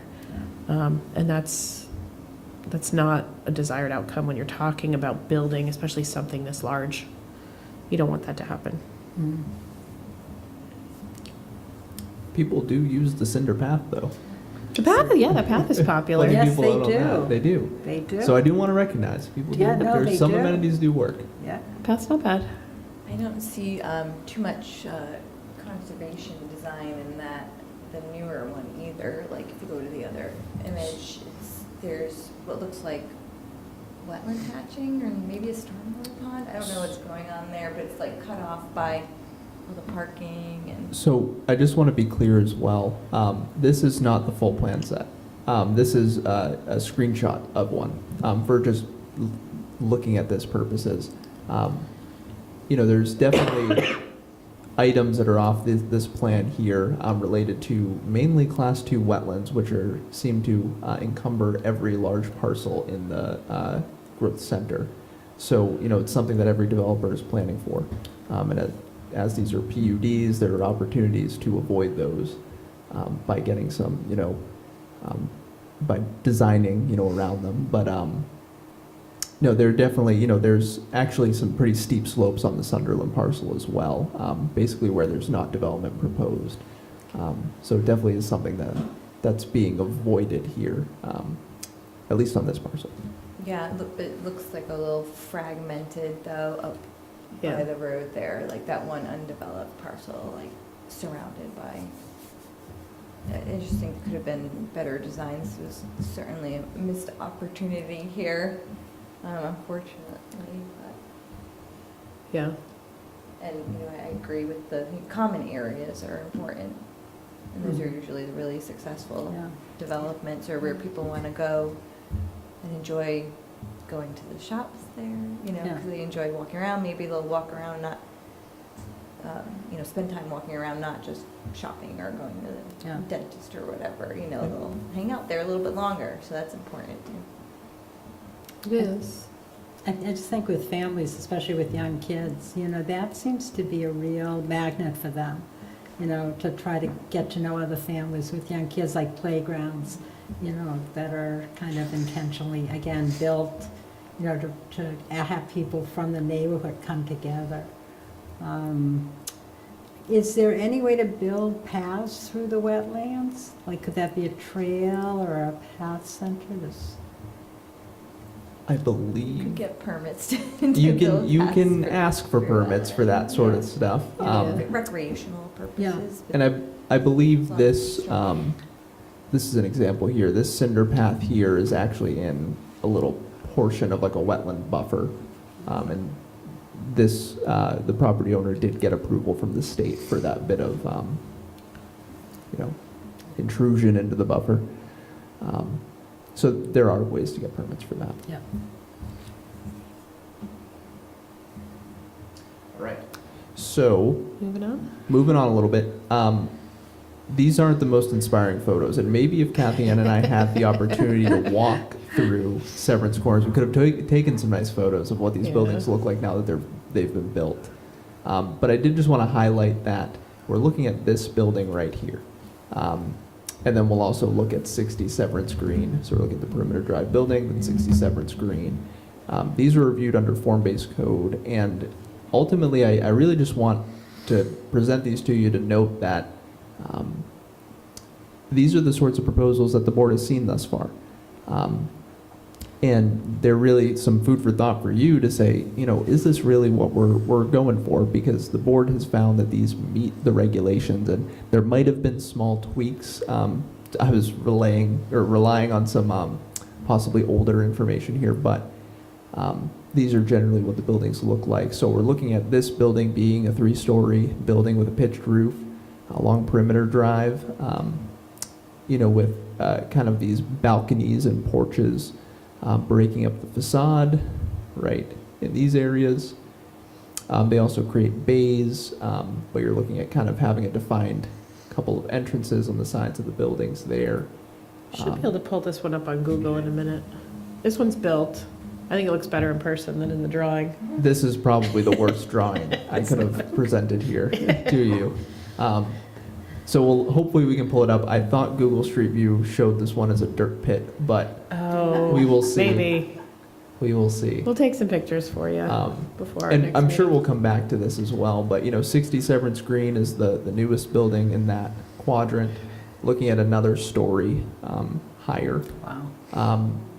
And looking as well at, you know, the bay requirement being the full, you know, facade of the building. It really does step back.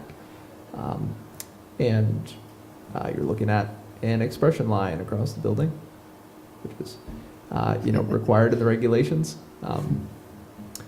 You know, maybe it adds exactly what you're looking for, maybe it doesn't, I'll leave it up to you.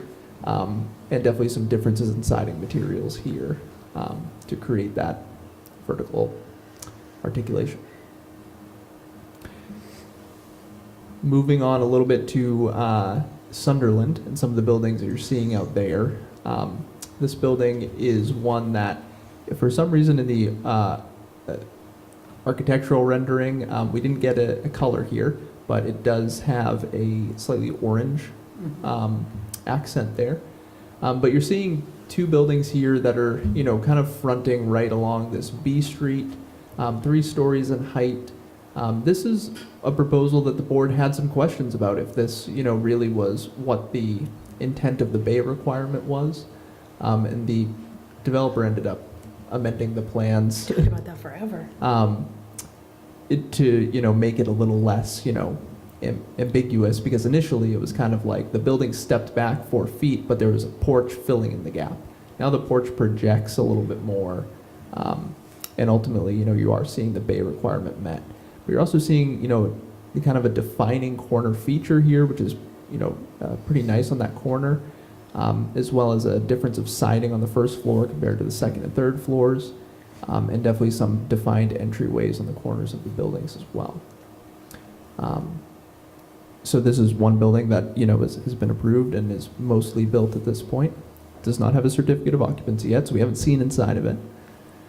And this building is also one that has been constructed at this point, and this is the Stewart Ave building that I was kind of highlighting as, some modifications to the. If you're driving by, it's the grayish one. Yes, this is a gray one, a little bit more western to that location. You're seeing here, some projecting facade elements here, as well as a cornice kind of framing these areas. And also the bay requirement is actually probably best seen this way on this plan here. But, not, if you look back at the other proposal here, you're seeing a building that's not too different in length with multiple different step backs, so something to consider.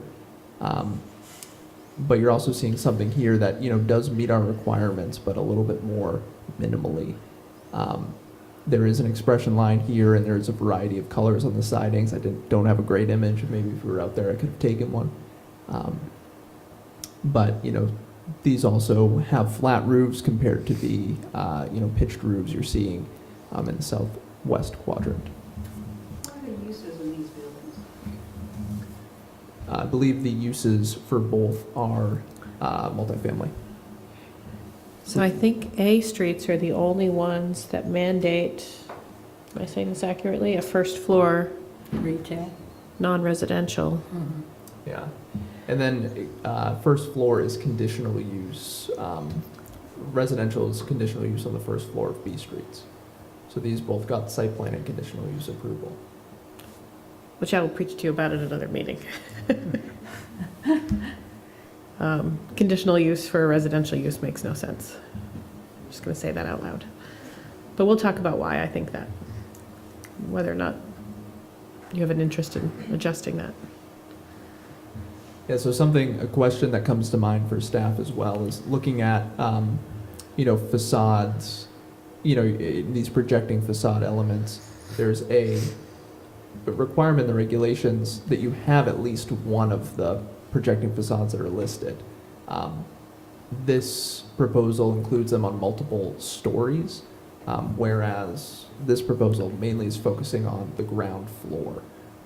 So maybe that's something that gets considered as what you want to see down the line.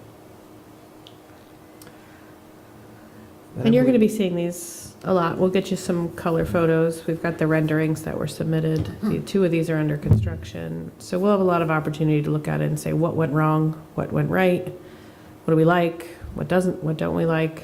So we'll be diving into that. All right, so I'll hand it back over to Kathy Ann to do the Google Can you Street freeze View. me for a minute while I... If I had the right remote, I could. It's over there, but. Oh, well, that's okay. Here.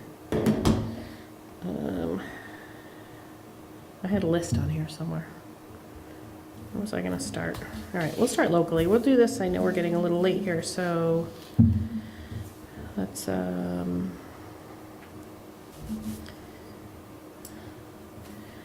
start with, well, I'm going to go over to Severance Park real quick. Perimeter Drive, give me an address. Perimeter Drive, I think there. I don't know if this is, did you freeze that? I didn't. Okay. Somebody did.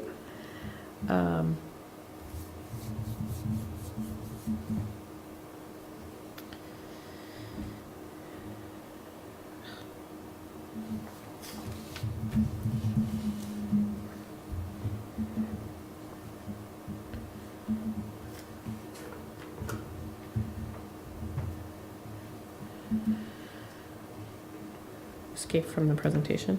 It's not the. So. Press escape.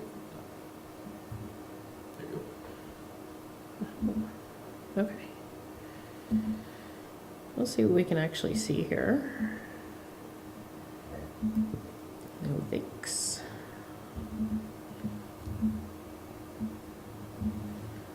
So,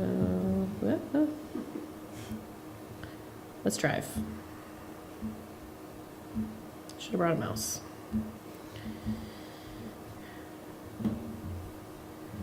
So, let's see. Will it let me drive in? It'll let me drive, but you think it's still a dirt lot down there? Well, there's a road work ahead sign, so we'll see what's happening. Oh, we can see it from, no, it's under construction though. So we won't see it finished.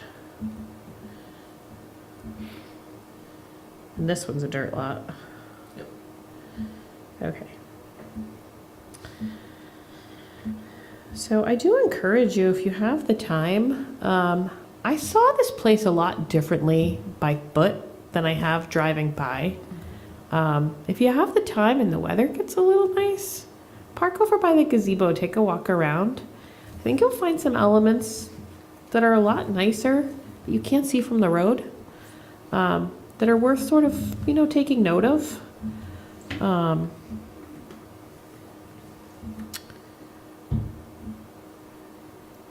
We had an event on the green in the fall, and it gave me an opportunity to really just spend some time sort of looking around and people watching and seeing people come in and out of some of these businesses.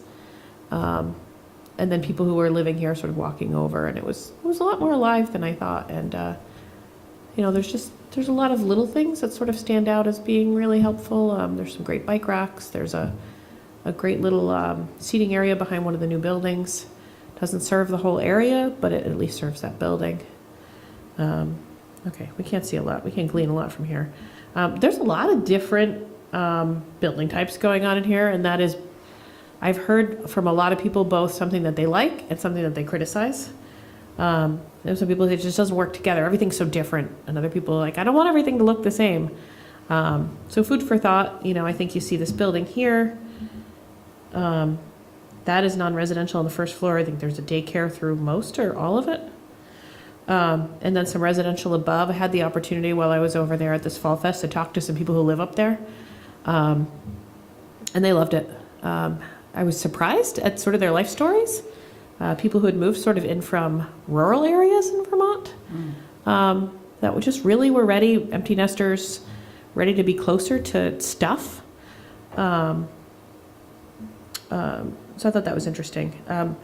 There's really nothing cohesive to me about that building and the one next to it. Again, you might love that, you might not like that. We don't have any standards that say buildings have to sort of meld with each other. So everything in here is just a little bit different.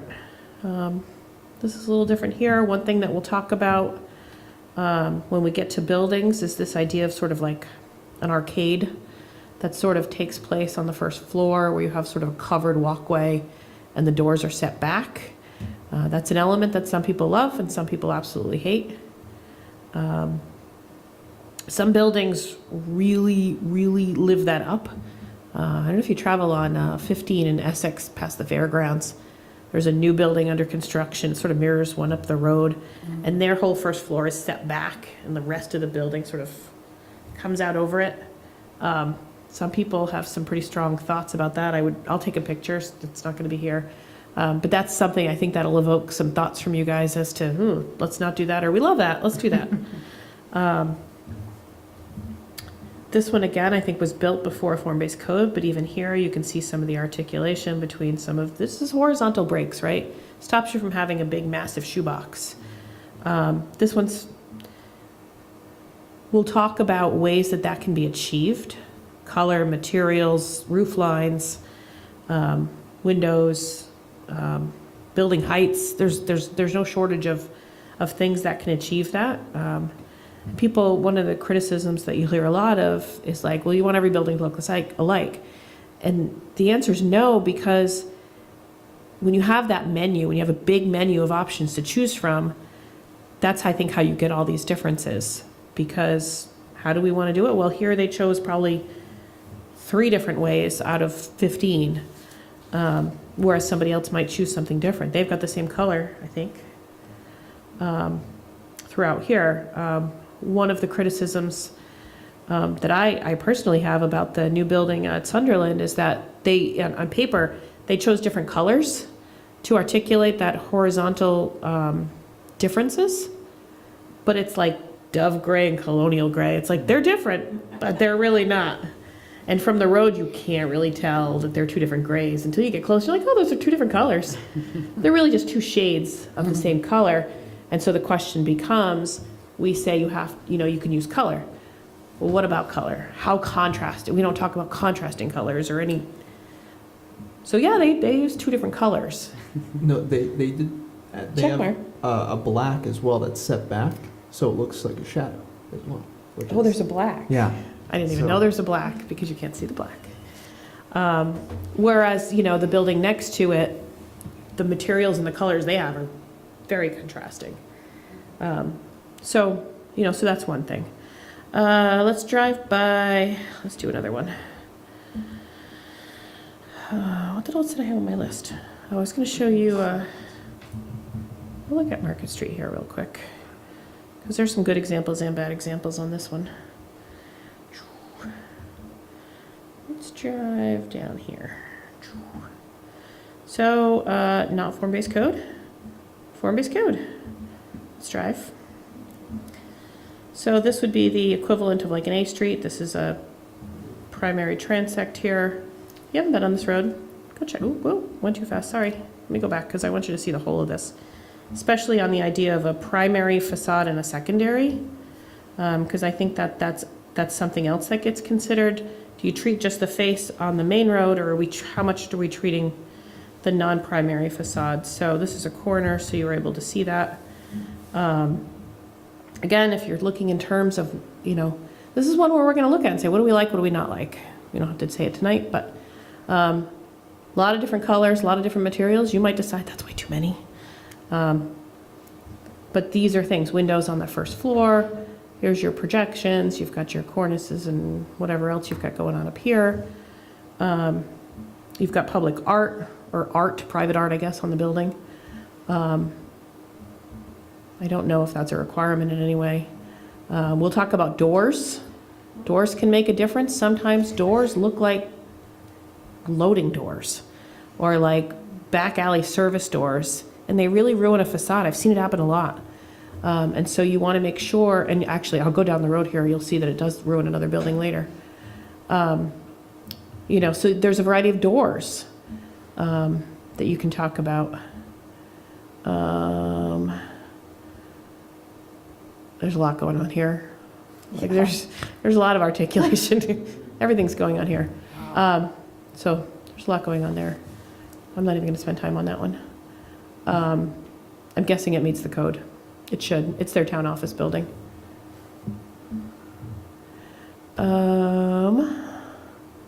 So here, I think you'll see that this starts to get a little bit different. But what I think I like, whoa, what did I do? Why do I look back up? Drag like that way. Ah, there we go. Okay, so things that I think are worth noting about this one. Let me go back a little bit. People always say form-based codes or design of any sort can be really expensive. I think this shows you a place where you're really looking at a box. I don't think that the construction is anything, Rebecca, feel free to yell at me if I'm wrong, but I think that the base of it, before you get to the facade, is probably very straightforward. You don't have a lot of those crazy angles you saw in the building that we were just looking at. It looks really boxy, but they've broken that up with just how they're treating the outside. So there's some things to like here. Again, maybe you decide, whoa, there's way too much going on, or maybe not. A lot of colors, a lot of materials, a lot of changes going up, down, sideways. Oh my goodness, I just want to look at the ground. What I point out on this building that I think bears some discussion and maybe some criticism is you don't have those same doorways that present to the building that say that this could convert to a non-residential space, which it is required to do. And the doorway, look at the doorway here versus those other doorways. They're single door, they're clearly residential. I walk that street and those doors pop, just like you just said. They look like you're going into In a good way or a bad way? a bad way. Okay. Yeah, it looked like that's not a residential. Yeah. It's- So, it's I mean, odd. it shows you, I think, what a difference a door can make. I don't know what we're blacking out here. So these are, again, we're going to look at this and we're going to say, what's a good takeaway? What's a negative takeaway?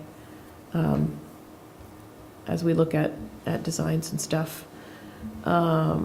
Lastly, again, this is all form-based code. You have residential buildings. So this is where, as Zach talked about, you step down, you step away. And I think one of the things that we hear from a lot of people that makes a good community is you don't have just a bunch of 60-unit buildings and nothing else. You don't have just a bunch of, that you have a variety of types.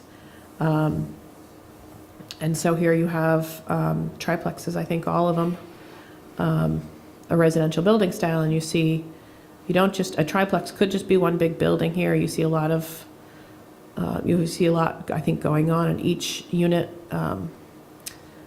These, I think, get a lot of compliments. They're a very shallow lot, so I think that's why they're very tight to the sidewalk. I don't think they would have done that otherwise. But even little things as you get to the end, right? So now you have a corner. Do you just leave the bottom end facing out? No, I think this is another little thing that makes a big difference. You now have, it presents on all sides. You now have like a front porch on this side as well. So that's an example of some codes. One more is very timely. Anybody watch basketball? No. My Huskies won the championship last night. Is that where you're from? So, so I went to school here, but I would show you this even if I didn't. So I finished my undergrad here and then did my master's degree here. When I was there, it wasn't that long ago, I just want to say. When I was there, you had the campus and nothing else. It was, literally there was, you could go to one bar and it was nothing I would even compare to a dive around here. So they have since adopted a form-based code and built it fast. It was so fast. I went back to see it and I was like, where did all this come from? Let me orient myself. I should be better at this. Oh, Price Chopper. There we go. So this brings you in. So this is the start. Again, none of this was there when I was there. So they managed, let me go back up the road just a little bit. So you're coming into town. You're sort of hitting the first things. This is a new building. So this is sort of that edge building. This is appropriate to, we're not talking, we talk about form-based code, just the giant things. We're also talking about smaller scales as well. And so you've got this corner building. I think the UPS is in there, maybe a cookie store. They have that parking lot. They needed it as a grocery store. So what did they do? So you're not just looking at a big parking lot. These are they're bus stops, but they're also just sort of art. Let me get on that side of the road. Ooh, went into the parking lot. So how do we get back to the road? There we go. Look, season changed. Back to winter. So you've got a grocery store. And people say form-based codes, you can't do it with certain types of uses. Yes, you can.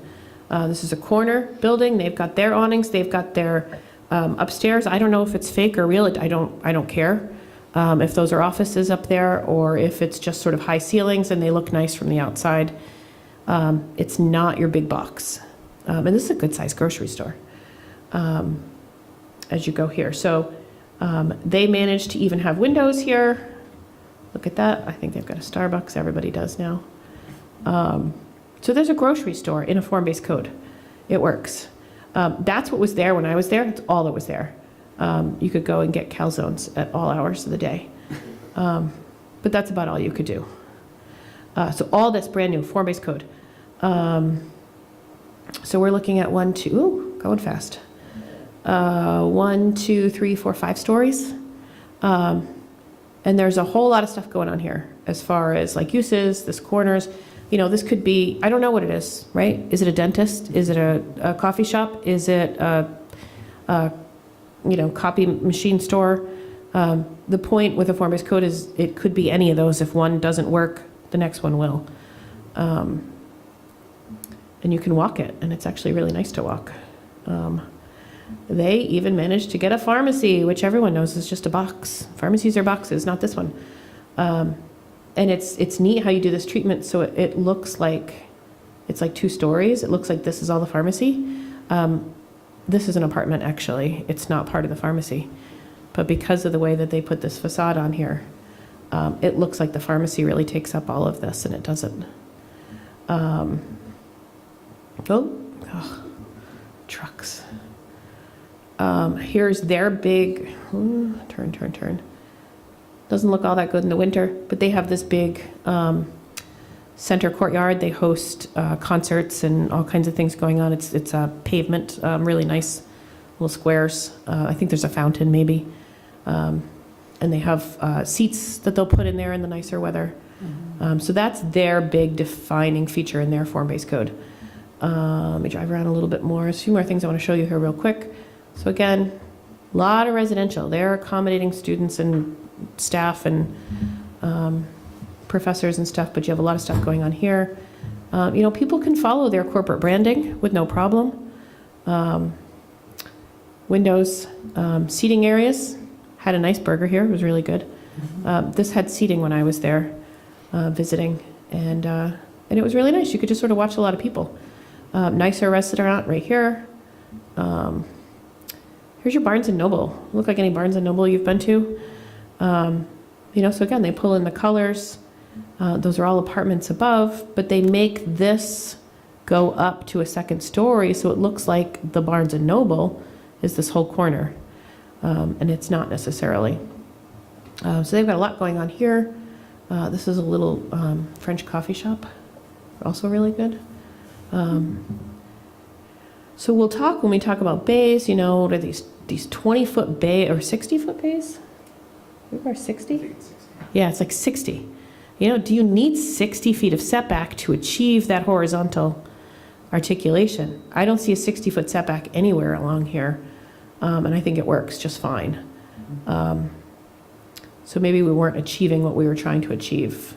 And by not requiring that 60-foot setback, I think it becomes cheaper to construct, because you're able to build the inside, and it's just the outside that you're changing. You're not having to do all these jiggity-joggities. One last thing I want to show you here, because this is fun. So they managed to have parking garages. Actually, I'll show you 2 things real quick before we finish. So when I was here, you could get a calzone. You could also get your car fixed. There was this car repair shop everyone went to. Nobody wanted to push it out, I'm sure. I wasn't here when they were constructing this, but it was much beloved. And it's like, what do you do with a car repair shop in a form-based code? They figured it out. It's so cool. I have to back up a little bit here. You can't read the sign. It stores automotive. Let me move across the street. I have pictures of my own that I took, because that's what I do when I travel. There's a car repair shop in a downtown. You don't know it's a car repair shop. It blends in with the building. The facade continues because you've got this here. Because it's on a back street, or our equivalent of a C street, 2 stories or 1.5 stories is fine. All their repair bays and parking is hidden behind here. So use, Kathy, use. We don't want this in here. Well, I don't know. There's probably certain things you don't want anywhere, and so you definitely don't want them in your form-based code. But if it's just a matter of does it work, well, we can talk about that. But they managed to make it work, which I think is really cool. It's one of my favorite things about this. The last thing that I'll point out, going down the street here, that's a parking garage. A lot of parking garages you see are just sort of open, and it's a parking garage. And I'm not saying this looks like something different, but little things here, the way that they have treated the open spaces, with this red meshing, I think makes a big difference. It makes it look more like a building and less like a parking garage. And it certainly doesn't look like a parking lot. You'll notice no parking lots. You park on the street or you park in a garage, and that is it if you are going here. There are a few small leftover ones that are for sort of, I think there's a Greek temple, a Greek church here, that of course was, able to keep its own parking lot. But for the most part, you had no surface parking except for on-street. And then you had these beautiful garages that work really well. And it's actually really cool in person. Let me show you the front of this. This is their transit center. This is where their buses come in and go. campus and otherwise. You can transfer to trains. You can even catch a bus to the airport from here. But that's their garage behind it. It's all a garage, all of that. But it looks like, I mean, it doesn't not look like a garage, but it blends in better with the building than a basic structured parking would. So, you know, what can a form-based code do? I'm not saying that Severance Corners is going to be this dense. I'm not saying that these are the right heights or anything like that, but, and then you'll see there's some sort of fringe buildings. Again, as you step down, step away, things get smaller, shorter, a little less intense. This seems a little, for me, it seems a little bit more intentional, the design and Yeah. the building materials. Oh, absolutely, absolutely. It's not as hodgepodge, you know? They built it all as- at once, I'm telling you, it's really weird. Yeah. I didn't visit, and a couple of years later, I went back, and I'm like, where did all this come No, from? I like this. I mean, it just, there's a Mhm. kind of semblance to it as opposed to just having a bunch of, like in Williston, I mean, again, it's just my taste, but it's just like there's so many different buildings there now. Like they just said, well, let's have some townhouses and apartments and, single-family homes. But this, I don't know, I like this. I like the way it just seems to go together more. And again, I think the purpose of this is not to look at it and say, let's replicate it. It's to say, here's an example. Let's look at any particular point along here, and what do we like? What do we not like? Does it make a difference that each of these windows have a little treatment over them? We can get very fine or we cannot. Does it make a difference that, I think Zach talked about flat roofs versus non-flat roofs. Some people hate flat roofs. I think it's because they haven't seen a good one. So you talk about that. You could look at this door.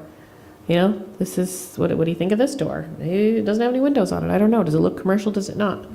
The change in colors, the change in materials. You see how this blends into this that makes it look like it continues. So I think they had a very smart architect here. I haven't looked at their actual code to see if it complies with it or not. They had the advantage of having a single property owner who developed all of it. So it was easier in that aspect because you're only talking to one person. They had the money to do it all at once. That you're not going to see here. But street trees can make a big difference. And the spacing of the street trees and little things as you get closer, again, like benches and bike racks, trash cans, all of this stuff. And oh, look, the season changed again. The snow's gone. Bike racks. You can see the plaza here now. And see the little green space, and then they'll put up posters. They'll tell you what's going on. They'll have a lot of concerts. The music school's right here. And all of these have outdoor spaces of their own, very vibrant sidewalk, cookies until 3 a.m. So We need that. so I think that's the last example I had, but I think as we dive into each of the elements, which I want to bring up next, we're going to look to all of these images just to get from you what you like and don't like, what you think makes a difference and doesn't, so that we can make sure the code is reflecting all of that. So this is something I only threw together very recently, but it's a potential schedule where we could look at the various elements. So here we are on the 4th, we're, looking at an introduction. As soon as our next meeting in May, start to look at building types and uses, start to discuss those two elements. Building elements, those are those, what you call them, architectural features. Get into that, street types, frontage specifications. I put in a meeting for open space and civic space types. If that is something you want, what does that look like?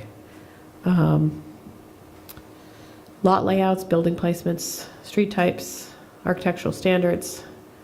Again, some of these are very optional.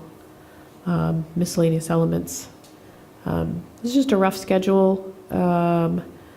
You'll see a couple things to note here. The only month where we doubled up with 2 meetings was May.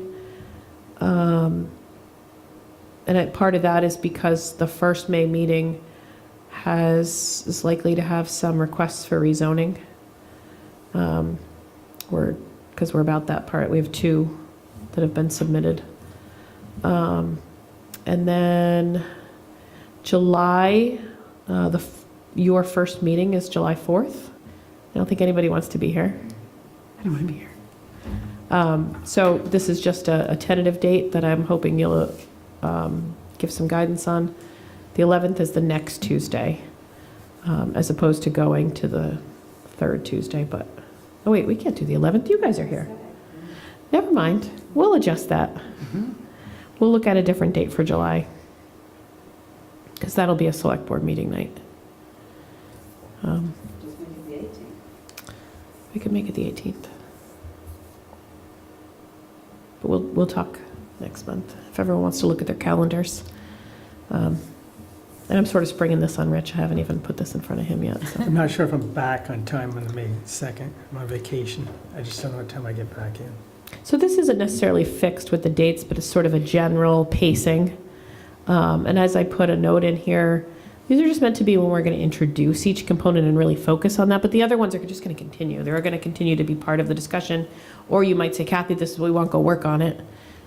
And so we'll come back with it again that next meeting as well. So everything's going to be iterative, but we don't want to we have to have some understanding of when we'll get to the elements.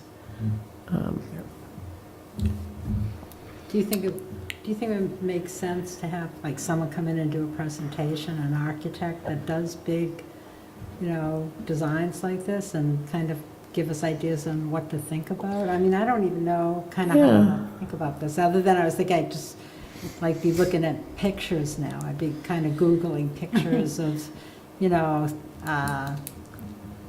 big developments and just getting down to what I like. It's something I've been thinking about, because I'm not an expert in this. I'm not an expert in architecture for sure. And there are people out there that are. Because of the timing with this project and how we've done it, it hasn't necessarily been set up in such a way that we've had a contract or been able to do any RFPs or set aside a large amount of funding for it. But there could be, I think there's some funding that could support a little bit of assistance, and I'm trying to best figure out how to, I'm going to be working on that, figure out how to best bring in, we can't have someone lead this whole project. The funding's not there for a traditional, as was done the first time. But we can definitely, I think, work on bringing in experts for various pieces. I just don't know what it looks like yet. But I'll be thinking about it. I mean, does everybody else think would that be helpful? I mean, you probably know. I mean, you could probably do the It's more urban design, so you need to have some expertise in that, because it's not just the architecture, it's also the interaction with the buildings. It's, Do you have an idea of who or what? not in this state. Not in this state. I mean, yeah, there are urban designers, but they're at a different level. I mean, Yeah, I mean, there's national people who specialize in this, and I think do a very good job of it. The downside is A, they're expensive, B, they're busy, and C, they're so used to doing, you'll have them come and do presentations, I've seen a lot of them. Their scale is a lot different. They're going to tell you what they did on Leesburg Pike in Maryland, or what's going on in downtown Detroit. I'm just not clear of how much more leeway we have. I don't know if everything's been decided already, so do we just have a little space that we can be making decisions on at this point? The regulations are the towns. You guys as a group decide how far and how much change you want. And then, but if someone's bought land already and kind of we've made an agreement or said that they could build something, can we just change that? Or is that what would happen? That's what we're looking at. So again, there are some undeveloped quadrants. There's various levels of review that happen for a project. As Zach pointed out, you have the subdivision review and you have a site plan review. The subdivision is looking at the overall project. So once people sort of get that approved, they're sort of they're guaranteed where those lots are. They are vested sort of to have that road layout that you've approved, to have, the overall elements are set, but they have to come in at each step for each building. So while you may not be able to say to Sunderland, for example, we want you to have a minimum of 3 acres in parks and playgrounds or civic spaces, you probably can't do that to that particular parcel because it has been approved as an overall plan. But if you want to change door standards, for example, or something that is very specific to a building, for any new building would be subject to it. Okay. So it wouldn't apply to the 2 that are under construction or the 3 that have been approved. But the next building or whatever would have to comply once anything was adopted. So there's time for change. Certainly, we've received nothing on that northwest quadrant. Anything you do would be fully applicable unless they come in tomorrow with an application to that. Vesting occurs at a preliminary plat application. But again, I've never seen a project this big where people don't come in for changes. They come in to change things. You know, they've thought about it. I'm already hearing, you know, sort of buzzing about Sunderland looking at changes. And that's an opportunity for negotiation Okay, to talk about things. thank you. Another resource for getting someone to talk about the urban design initiatives is maybe Norwich. That's the only architectural school we have in the state. Oh, I didn't know there was one down there. I didn't know Yeah. Oh, I didn't know. Yeah, so Okay. you might have a professor there or even getting the students involved, and it may not be a cost expense. Okay, It's just an idea. that's great. So there's some talent there. Do you know David Raphael? He used to do a lot of these. He's more of a landscape architect, I think, right? Yeah, Yeah. but they get into that kind of stuff too, so it's okay. Yeah. Their focus is really the landscaping, creating those spaces around buildings. Yeah. So we'll look at some of those resources. Also, if you leave here and you're curious, you know, today, tomorrow, whatever, that Form-Based Code Institute website has a lot of videos, variety of length. I was just watching one today. I think that was like 7 minutes or something. That was actually pretty good. Or they're on YouTube as well. If you look up Form-Based Code Institute on YouTube, and some of them are, you know, very specific about certain elements. But there's a lot of good ones. Thank you.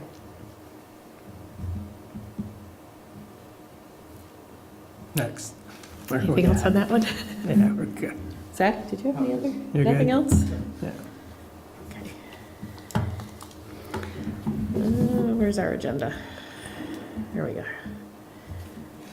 We are at Oh, Planning Commission procedural rules. yeah. So this is like just a check-in. It's been this is something that we'll probably be bringing to the Development Review Board again too. So you have an adopted, if you don't know it, set of procedural rules. Last adopted in not that long ago, 2021. I read through it. I didn't see anything that stood out to me as not meeting what you're currently doing, as inherently problematic with open meeting or anything, or completely out of date.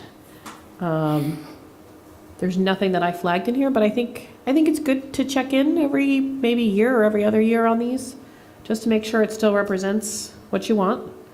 You can either do that now, since I know you've had it in your packet, or if you think it's too much and you want to have a conversation about it at your next meeting. You need a motion? Is that what you're talking? Run that by me here. Well, it's up to you. If you guys feel like you've read it, you like it, you had no thoughts, then a motion to keep it is fine. I just have a question about, and maybe Aaron knows this, about how we were able to come in digitally, to town meetings, and I think voting could happen, and and I think that has been changed now and gone back to pre-COVID kind of regulations, and I didn't know if we could keep them, or like when I came in on the phone last time and voted, would I be considered part of a quorum? Would I be allowed to vote? What would constitute when someone could come in digitally? So you don't discuss that in here. It's up to you if you think that's important to call out. You don't currently have anything in your own rules of procedure. I Okay. don't know if you're waiting on Aaron to talk. No, I behalf just of didn't that. know if that would be okay. Like, if one of us was like, let's say really sick, could they come in digitally on Zoom and be considered part of a quorum or be able to vote? And I don't know the answer to this, and Aaron, I don't does the- even know if we want.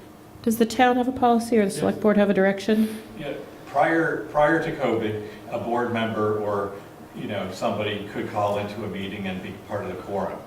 There's some things differently that the chair or staff will need to do if a bunch of people are, because it's complicated about what is voting, how do you make sure you have to call out names, it becomes a little more difficult. It becomes a little more difficult for the public to engage and also to capture on camera, but that is allowed. We've tried to, go back to, generally speaking, public meetings. Yeah. Occasionally, the select board member has had a member call in on the phone, but we do have provisions for it. It's easier to arrange for it in advance, and if it's somebody that, a one-off type of thing.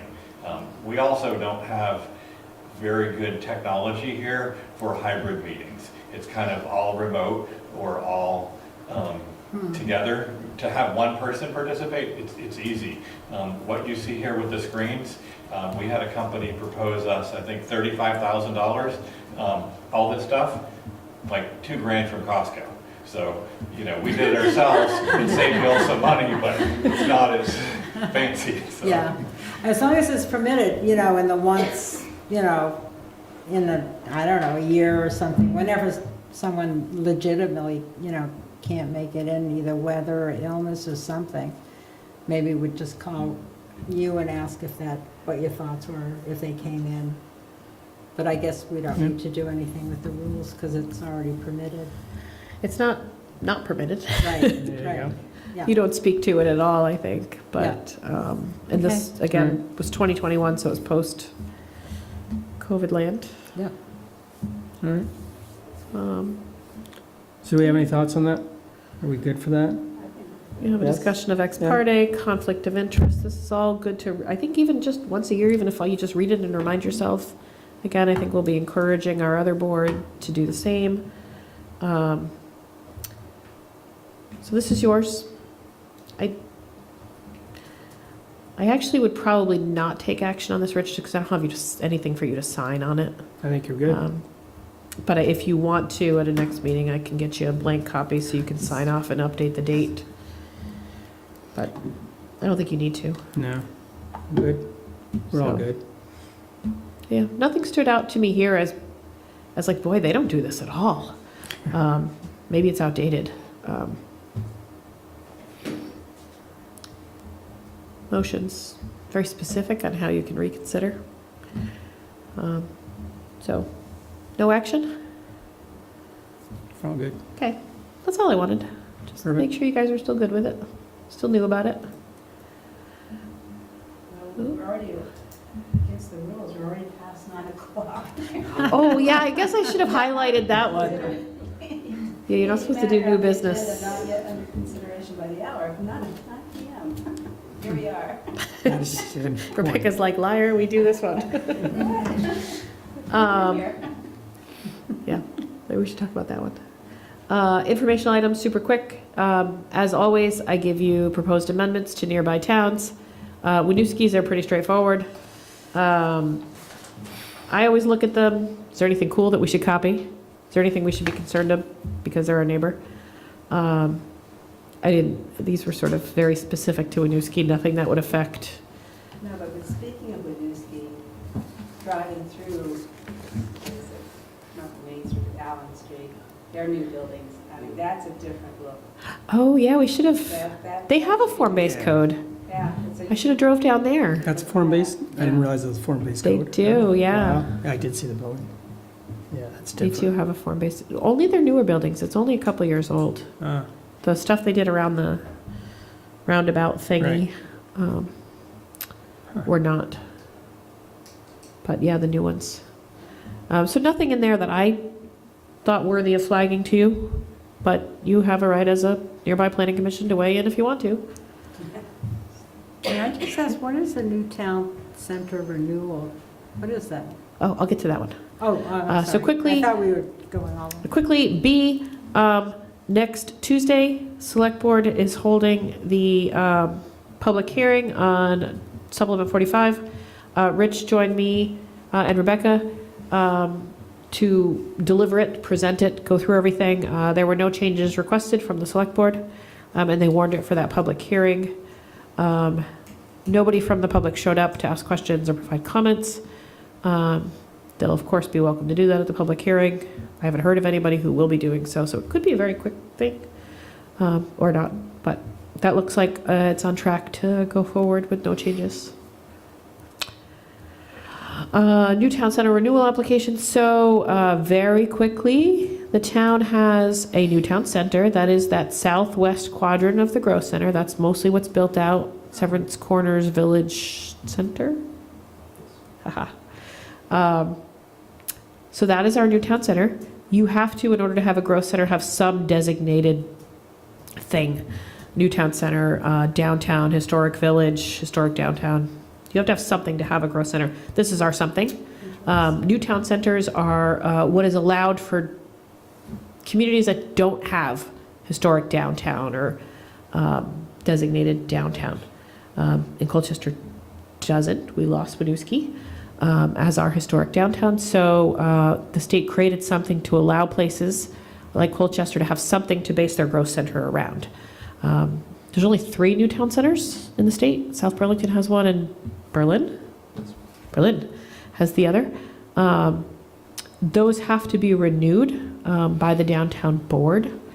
We had our first approval in 2007. And so we have had to go for renewal every 5 or 7 years. I can't remember. We're up for it. And that has been submitted to the downtown board. And we will be there on May 22nd or 3rd to present that to them. That enables us to have the growth center, which doesn't get renewed again for a few more years. I anticipate it going through smoothly. Colchester Select Board action on solar project permitting. So you saw in your packet a letter just letting you know about the intent to pursue permitting for a new solar project.